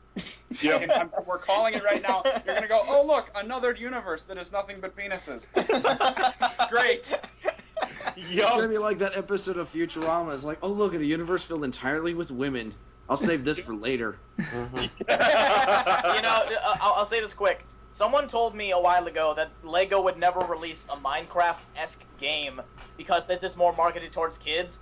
They would know they would never be able to control the amount of penises that people would make in that game. And then, lo and behold, a few weeks later, LEGO released LEGO Worlds. So, shows what he knows. Or you mean Lego Dimensions? that Lego Dimensions. That. Yeah, or whatever it's called. All right, so yeah, Dreams looks fun. It looks like you can make your own stuff and animate it and share it with people. It's great, you know. So now let's move on to Firewatch, which if I remember correctly, we actually weren't shown any gameplay of it. Yes, we were. We were? Yeah. Everything was all getting gameplay stuff. Ah, okay. I think according to these guys here, it's already on early access on Steam. It is not. That was incorrect. Not on Steam. Okay. Not on Steam. There's no early access yet. I don't remember where No. I found it, but I remember seeing it before it was announced here. I don't remember where, but I saw it a while ago and it looked awesome, and it still looks awesome. It has Because they said first on console. Yeah. right. It's like the yin. It's like the yin to the yang that is the long dark. So the long dark is the dark, nasty survival exploring, you know, like indie art looking game, and then you've got Firewatch, which is kind of the more upbeat, although still suspenseful and things like that. I mean, I thought the like in the gameplay demo, like the voice acting was great. It sounded great. It sounded like real people. And they added a little humor into it too. The humor, which is nice. the deadpan humor. You Yeah. know, it's dangerous in there. Oh my god! Oh my god! Are you okay? Yeah, I'm fine. It's perfectly fine in here. You know, like that was great. And then the mood of the game like would quickly switch. Like you would go from that upbeat, you know, kind of hiking along, how you doing, talking to the lady on the radio, to hey, this phone line is cut. Wait, you're not in your tower? Oh my god, who's in your tower? Dun, dun, dun, dun. Yeah, it looks like it'll play out like a movie, and I'm extremely excited for it. Me too. All right. Any more thoughts on that, I'm excited to see more of it. Perry? Yes. Looks cool. Not that. No, I mean, wouldn't say I'm super hyped over, but it strikes me curious. All right. Let's go ahead and move on. Destiny's getting an expansion pack called Destiny: The Taken King. I personally don't play Destiny, but anybody want to talk about it? So, I mean, I have it, but I haven't played it in a notably long amount of time. And it's half of the game and half me, but the fact that it has any part of the game may or may not signify an issue in terms of how fun it is, but I don't know. I hope it's good. I played an hour of Destiny and got bored of it. All right. Anybody else? I'm good. All right. Destiny. I'm okay with it. I know a couple people who play Destiny. I'm sure they'll be excited, but this has me kind of curious. It's like maybe this is what Destiny was originally supposed to be, where it was supposed to be like not that great at launch, but as it got older, it would get better. Like I always saw it as like a really long-term burn kind of game, but I think that was what they originally said, that it was supposed to last 10 years. 10 years is the plan. So if that's the case, then I was like, okay, now you're starting to fulfill on what you talked about earlier. Right. What money are you gonna rake after all that DLC? All right. Well, let's go ahead and move on to Worlds of Final Fantasy. It looks cute. Yeah, or And Chibi that's Fantasy. It looked about Chibi all I Fantasy. can really think about it, to be honest. I don't know anything else. I like a few of the Final Fantasy games, but I don't know if that one's really going to strike me as one I want to play. Yeah. Okay. So basically, the concept is you're like these sibling characters that they can go from chibi versions to like regular versions, and they can summon characters from other Final Fantasy games. Right. There you go. Yeah. Has potential, like everything. Well, I mean, like, I personally, I don't think I'm gonna buy this one. Like, Oh no. I think, to be honest, the most potential it has for me at least is that will be a fun playthrough to watch. Like, Right. I'll watch it when Game Grumps play it or something. They're going to take more money off of the chibi dolls they're going to sell as merchandise than they will off of the actual game. right. Oh yeah. All right, so let's Yeah. go. So let's go ahead and move on. We're gonna save the two bombshells for last. So let's go ahead and move on to Batman: Arkham Knight Scarecrow missions. Hey, that's cool. More exclusive I mean, content. the whole game looks really cool. I mean, that particular segment also looks pretty fun. Mhm. I'll say, like, at least from I don't even know. Just, it looks cool. It'd be interesting to explore the game from a perspective that just isn't Batman. So that alone has me intrigued. Right. All right. So let's go ahead and talk about the trailer itself because they fucking cremated the Joker in it. Yes. Yeah. That was awesome. Yet a little that says bit, a lot. yet a little unnerving at the same time. Mm-hmm. Yeah. Right, like you're the entire time you're thinking, hold on a second, this guy is like the eponymous villain. He is the arch rival. Yeah, he is Yes. the arch rival, and you're killing him off, and then he goes, "Oh yeah, and this is how it happened." It's like, okay, way to totally tell me the biggest bombshell since Adam West was Batman. I mean, like, okay, all right, whatever, I don't care. However, the gameplay trailer that they had, where it was like you straight up, he goes up and he taps on the dude's shoulder, "Stop smoking," and it blows over, and you go, "Oh my God, Scarecrow world! Holy God, this looks like fear." It was cool. It was Yeah. yeah, it was really cool. It's actually got me excited for the game. Like I'm just gonna say this, just spoiler alert again, but Joker is actually dead at the end of Arkham City. Yes. It's not like a thing that happened between games. It was actually like a part of the ending of the previous game. yeah. Mhm. So yeah, So it's there's not that. like it threw out of nowhere and then said, "Oh, let's see how it happens." Like we know how it happens. Right? No, Yeah. but it's one of those things. It's like, I know. Part of it had to do with the fact that Mark Hamill was retiring. kill somebody else. For Mark Hamill to die. Well, I mean, like it's gonna be nice to have like a Batman Arkham game with little Joker involvement because like I don't know about you guys, but when they did the whole Joker swerve in Origins, I was like, Yeah, it was a bit much. Yeah. you know, it was a chance for another villain to shine, and then Joker comes and hijacks it. Hey, guess what? It's me again after 60 plus years. Yeah, but yeah, Batman looks really good. It looks really fun. I can't wait to play it. Perry, thoughts? Not really much for me to say. I mean, we're gonna play it in like what, a week now. Yeah, pretty A much. week from tomorrow. So I'm At midnight, so it's the 1 week today. Yeah, we're Yeah. into the day. Mm-hmm. so yeah, I'm pretty hyped for it. So at the same time, I was like, really not much for me to say. All right. So I guess we'll move on. Let's go. The next few we're gonna go ahead and give abridged thoughts of it. Project Morpheus. I think it has potential, but to be honest, the AR stuff that Microsoft showed kind of blew us away. So by compare, people seem like they're just kind of less blown back by it. And in Yeah. addition to that, everyone's like, "Oh, well, it's just an Oculus Rift clone," which it kind of is, admittedly. So They can't compete with Oculus, and they have And even they- more competition with Valve VR, and then they have even more competition with HoloLens. So Yeah. So it was kind of just like the only push thing, that under the the only bridge. thing I know that can put even that can help them a lot, and like Oculus is doing this too, so it's like neck and neck potential thing. Is that developers are making games exclusively for that. Like they actually have some like Insomniac and Guerrilla working on games exclusively for those ones. yeah. Which is So not a with bad start if you ask me. Yeah, so No. the thing is, with that in mind, having like dedicated game developers making games specifically for this, hopefully with like good intentions behind it, means that the games behind it should be the things that kind of sell the hardware, because like that'll be why you should get more pieces of Oculus, because like, oh, Oculus has a lot of support in a lot of games, but it doesn't have these ones. Like it doesn't have the one made by Insomniac. You know, it's like, to give one example, but that's the only thing they could potentially have unless they add some other stuff onto it. Like, oh, well, it does this better than Oculus, which, considering how much Oculus has been upgrading over the past couple of years, that's going to be a tough game to Yeah. beat. In summation, can't beat anything out of 10. All right. Any more thoughts on that? Nah, they pretty much covered it, I feel. Its design looks neat. I hope it pretty- executed well, but it's just the competition thing that's only kind of holding it back. Right. Introducing PS4 Connect. Yeah. Perry, anything? I'm curious. I want to try it out. I mean, I've actually had a chance to test out the Oculus Rift in person, so I definitely want to try out more VR headsets. I definitely want to try Sony's, and I'll give this to Sony. They have a really good knack for making their hardware look really slick and presentable. Like, Yeah. like if there's one, like, say what you will about them, the one thing you can't say is that their hardware looks ugly, and so. No, like, it definitely is pretty.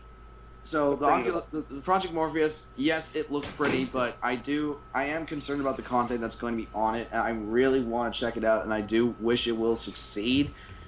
Same with Oculus. I want VR. I want the HoloLens to succeed. I just want everything to work. That's really, in the end, what I just want. I want this to work because I'm tired of people saying that 3D's a gimmick, VR's a gimmick, the HoloLens is a gimmick. It's like, shut up, you old farts, get out of here.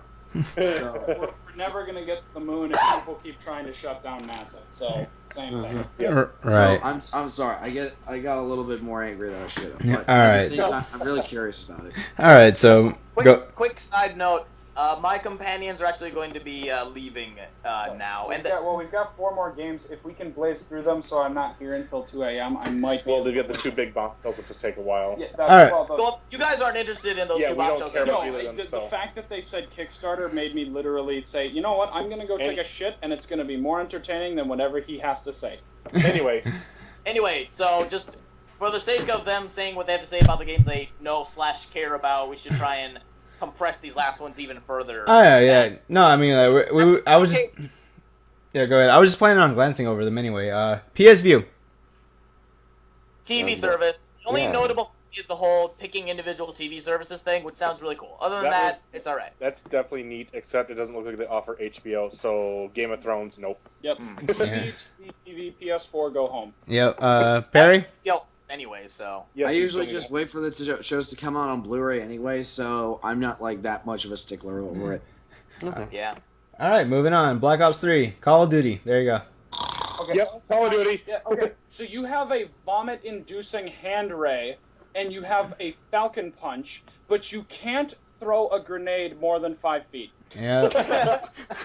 Future, man. Future warfare. The future. Oh yeah, and you can Grenades are made of adamantium. Yeah, all right, of course. And now you can run on the wall, do a 360 quick scope or 360 no scope, and be even more obnoxious than usual. Because they had to prove, because everyone said that Advanced Warfare was like Titanfall. It's like, oh, you thought that was like Titanfall? No, this is like Titanfall. Oh wow.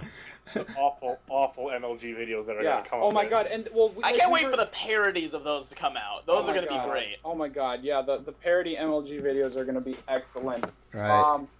The one thing I will say about Black Ops 3 is, did anybody else, 2 things. Did anybody else, 1, think that whatever his fucking name as the announcer was a total douche?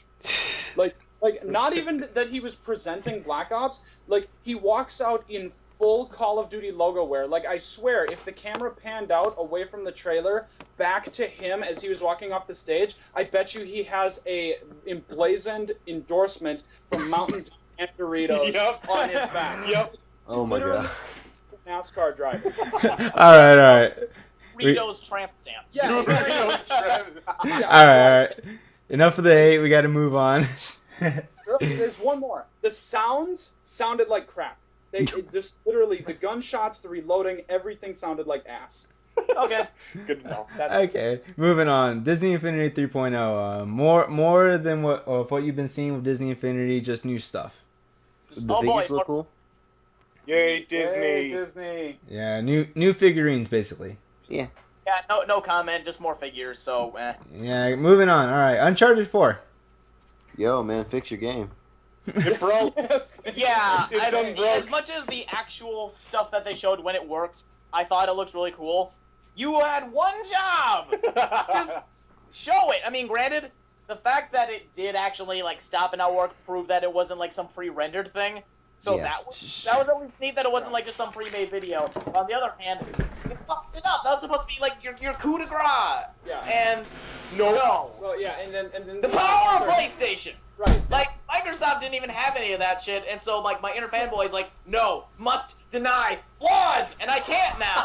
Right. I can't. It's there. It's obvious. Yep. I mean, Microsoft is in there playing with freaking virtual reality, and they can't even get a They can't even- major title to work. They can't even get Nolan North to walk forward when they want him to. Right. So, I mean, basically what they had to do is they had to shut it off. They had to lick the Blu-ray and put it back in. Mm-hmm. Dust off the Blu-ray. Yeah. But, Okay. as far as the game goes, the combat seems pretty fluid. I mean, the getting grappled by your enemies and having to fight back. I mean, it seemed like you were actually more in a fight rather than being this overpowered, wall jumping, swinging Indiana Jones type.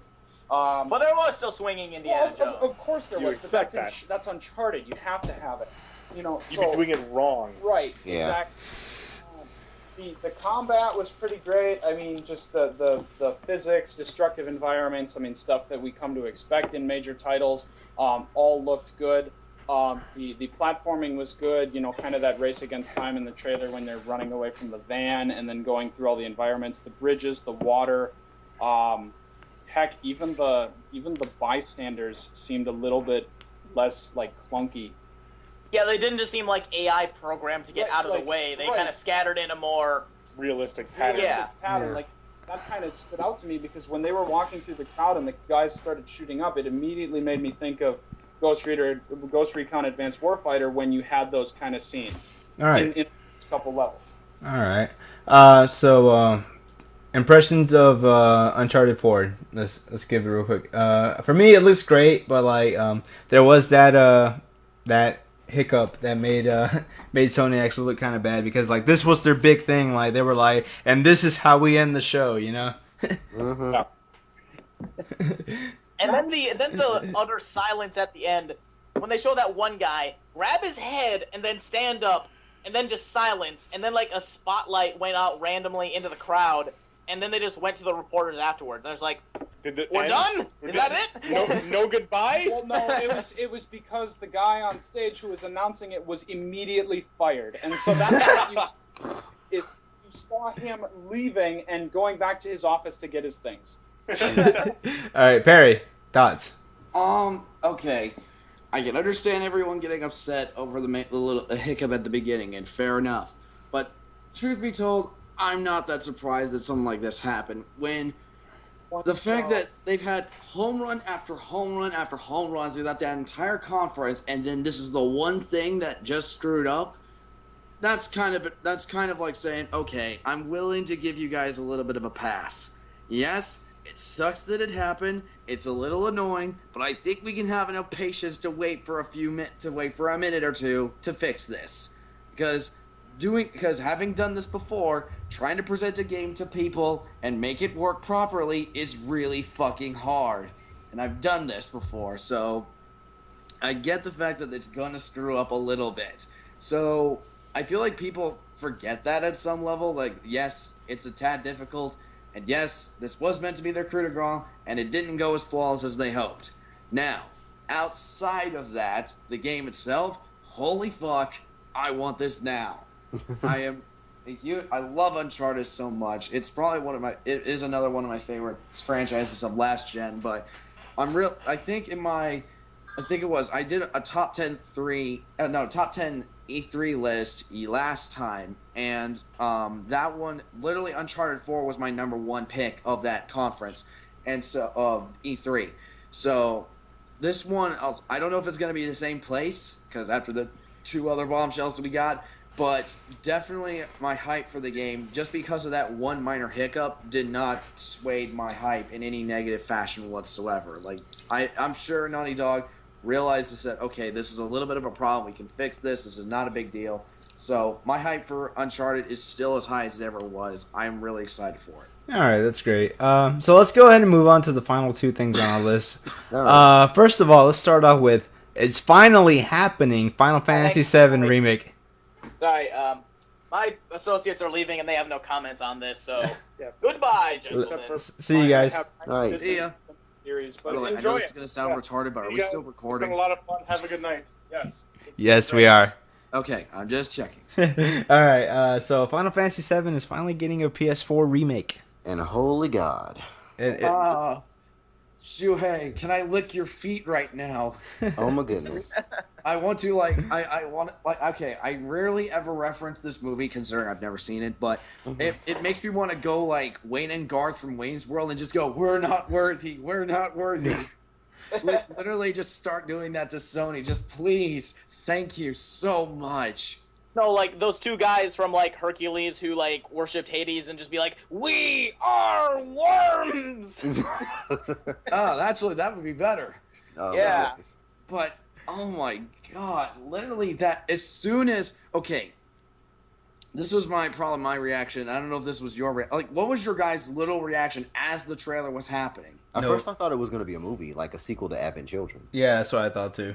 Or, oh, yeah, okay, fair enough. Did you guys suspect it was Final Fantasy VII at the beginning? Yeah. Yeah, because the music they played and it just gave an Advent Children kind of feel. Yeah. Okay. And you could kind of tell after a couple seconds that it was Midgar that you were in. Yeah. Fair enough. I couldn't tell that fast, to be honest. I thought it was either going to be a Parasite Eve sequel or some sort of like that would have Last- been equally surprising. Yeah. or a Last of Us sequel, just because of the prominence of showing plants in the trailer. True. But My- again, that's because I'm not familiar enough with like the tone of Final Fantasy VII to get like the feel of Midgar. Yeah. Yet, eventually, when I saw like the cityscape like beyond the playground, I'm like, this looks exceptionally familiar. And then that's why I thought like, oh wait a minute, and then obviously we saw the cues of like the Gatling gun arm and the Buster Sword. I'm like, oh, Yeah. dawned Yeah, on. my reaction as it was happening was literally like I didn't recognize it at first. I was like, wait a second, why do I feel like I've been here before? Because literally Final Fantasy VII was my first Final Fantasy game that I ever started playing, because after I found out about Versus 13 back when it was still called that, I started getting into the franchise, and so I started with Final Fantasy VII, and it's the one I'm one of the most familiar with, and I even own Advent Children complete on Blu-ray. So Right. and I actually own a black label copy of Final Fantasy VII, All right. all nice. on you. case and manual, and disc, everything Yeah. all together. I also So- own a case and manual copy of Final Fantasy VII, but it's greatest hits. Nice. Yeah. All But, right. but with Final Fantasy, the trailer itself, as soon as I saw that, like, I literally looked at all the color scheme. I was like, wait a second, that looks like materia. That looks like a little bit of the Lystra. Oh my god, Mhm. no way! Like, I'm literally trying to recreate my reaction, but it's just, I literally had to pull my hair back. It's like, please tell me I'm dreaming. Please tell me I'm not dreaming. And then as soon as Barrett's Gatling gun and Cloud's Buster Sword came into frame, it's like, done! Sony wins life. Sony Yep. wins life. The bombshell of bombshells just came out of nowhere. All right. Any more thoughts on this before we move on? That trailer was immaculate. Like, that was the best trailer you could have shown off to bring back Final Fantasy VII. Right. Yeah, that looked. I mean, I probably have said this in private conversations before, but I always imagined if Square Enix were going to remake Final Fantasy VII, and now we know they are, I would always assume that they would try to remake it in an action similar style to Advent Children. Right. I would always imagine it would look like that. Yeah, All right. me too. All right. Lenny, anything from you? No, I mean that pretty much summed up All right. all So, the stuff. It was just awesome, beautifully rendered, and I can't wait to see actual gameplay of it, because if that even closely resembles what the in-game graphics looks like, I'm just done out of 10 would be like amazed. Because I remember last year at E3 and people were just like, oh, they said Final Fantasy VII, and everyone's so hyped, and that's just like the PS1 version will now be on the PlayStation Store for PS4, and it was like, boo, we want a remake. And I'm guessing maybe they heard that, so they made a few phone calls, and they're like, hey, start development on this game and make a CG trailer in time for next year. And they're like, yeah, sure. And so then, that's, I think, it reacted to everyone being disappointed. That's just the PS1 version being ported to PS4. all right. Yeah. Okay. Okay. So I feel like we can go ahead and move on to what I would say the biggest surprise of the night. Oh yeah, it was. Freaking Shenmue 3 is being made. Yeah, And just even saying that is weird. I feel like I'm sleeping right now. I never thought it Well, would happen. points to be made if people want it to. Because remember, Kickstarter. Bro, I'm If pretty people sure it's want already. it to. Bro, I'm pretty sure it's past already the funded. million mark, Yeah, man. I'm sure it's already Let me funded. double check. It is now at $1,440,075. No, wait, just went to $632. Jesus, when did this Kickstarter begin? Right after the Just trailer, a couple Countdown. hours ago. like right after the What? trailer. Just Yeah. a couple Wait. hours ago. Today. Yeah. When they did that countdown. Jesus Christ. Yeah. Yeah, and it is almost at its funding goal. Yep. Wow. Mhm. So to say people are hyped is like underselling it. Yes. That is probably the biggest understatement of people are hyped for a FF7 remake. Yeah. I mean, I would say, what would you say had arguably a much bigger request? Like, what would you say was a bigger pipe dream up to this point? Shenmue 3 happening or an FF7 remake? Shenmue 3. But now, not only did we have both of them, we got both of them announced at the same time. Yes. Yeah. In Not the to mention same Last Guardian. conference. Not to mention Last Guardian, which was Yeah. going that route. Yeah. Yeah, I know. Pretty much was at that point. Mm-hmm. Yeah. So, I can basically say is I never thought I'd see Shenmue 3. Thank God we can finally figure out what happens. Yeah. Better late to the party than not showing up, I say. Yeah. Now, here's my question: do you think they're gonna do like an HD re-release of the first two so people know what the fuck is going on? Probably not. Yeah, That's- probably not. Really? Yeah, if you look at the stretch goals, one of the things is two short movies about Shenmue 1 and 2 to go along with the game. Oh, so if that goes with it, then we won't need to play the first two. We'll just get like a little cutscene explaining it. Yeah, Yeah. it's kind of like similar to the Yakuza series. They do that too. Or something. Oh, okay. All right. So with all that explained and everything, like the whole 3 hours or Yeah. 4 that we've gone through this, what would you rate Sony and what would you rate the entire E3 Day Zero? All right, I want to go first this time. All right, go ahead. All right, for Sony, it's dreams out of 10. Like That's about fantasies realized. And for the whole conference, like this is probably the best E3 in a long time. Jalen, do you need a tissue? Almost. I'll go get the Kleenex. All right, go ahead, Lenny. pontificates upon the events of this year is a glorious event indeed. I can't say without any amount of sincerity more than I already have that I am exceptionally pleased, because last year I was also pleased with E3, but I was more pleased in kind of like a begrudgingly I enjoyed it more than other people did kind of a way, but overall that's it.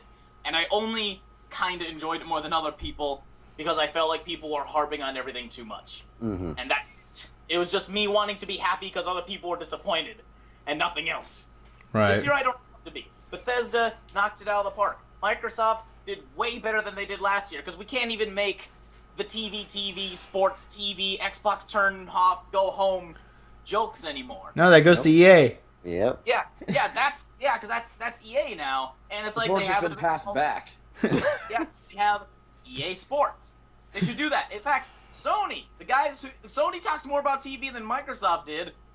Granted, it was still short, relatively, but still, that's like the thing I never expected to happen. And I'm rambling, but point is, I can say without a doubt, the amount of surprises and exhilarating demos that we saw for the stuff that was actually shown off made this probably up there in terms of like maybe the top 3 E3s that I've ever seen. Granted, I haven't seen a ton. I've probably seen like maybe the past 7 of them at most, and that might be even stretching it. But it is definitely up there in terms of just most amazing with the dreams coming true. All right, Perry, go ahead. Okay. With you guys pretty much summing up everything I probably could have ever said, I'm going to give 2 ratings for this one because there's 2 thoughts I have going through my head. One, I'm going to use my rating system is I would watch this more than twice, easily. So I'm using my highest rating for it. And I wish I had my Final Fantasy Remix music in order to play right now, but I don't. But either way, so yeah, and my other rating is sums up my next thought is I don't know how the fuck they're gonna top this next year out of 10. Because that's my biggest question right now is what the hell can Sony do next year to even come close to this? Because I have not had a conference. I don't think since the entirety of me watching E3, since I started really diving into games, like looking into games news and stuff like that, and seeing this level of hype, I have not said, "Oh my God, what the hell is this happening? Tell me I'm not dreaming" any more times in this one conference than I've had in my entire viewing sessions of E3 ever. And I am so beyond happy right now, and I cannot wait to go to like GameStop tomorrow and talk with the guys who are like talk with the crew working at the store and just like, oh my God, tell me I'm not dreaming. So I'm pretty sure the gaming world is all in like a collective sigh of joy right now. Yeah, I'm We pretty. haven't seen anything as far as like the booths and the show floor demonstration. So Oh yeah. And we haven't No. even we don't even know what Nintendo, Square, and PC has lined up for tomorrow. God, I'm not gonna lie, the hype of all this kind of made me forget about those. Yeah. Yeah. Unless like Nintendo goes like, oh, by the way, Star Fox is coming out tomorrow. We bought you all copies, and we're gonna mail them to you. Also, you get a surprise blowjob from Princess Peach. Yeah. Unless all that happens, I don't see them taking E3 this year. Yeah. Yeah. No. So you guys basically summed up my thoughts on the conference, and Sony's conference was 9.5 out of 10. I would say it did have its moments with like I didn't really care about Black Ops or Disney Infinity or PlayStation Vue or stuff like that, but like those 3 huge announcements that they made, and like No Man's Sky looks amazing and everything. It was really the best conference out of all of them, I would say.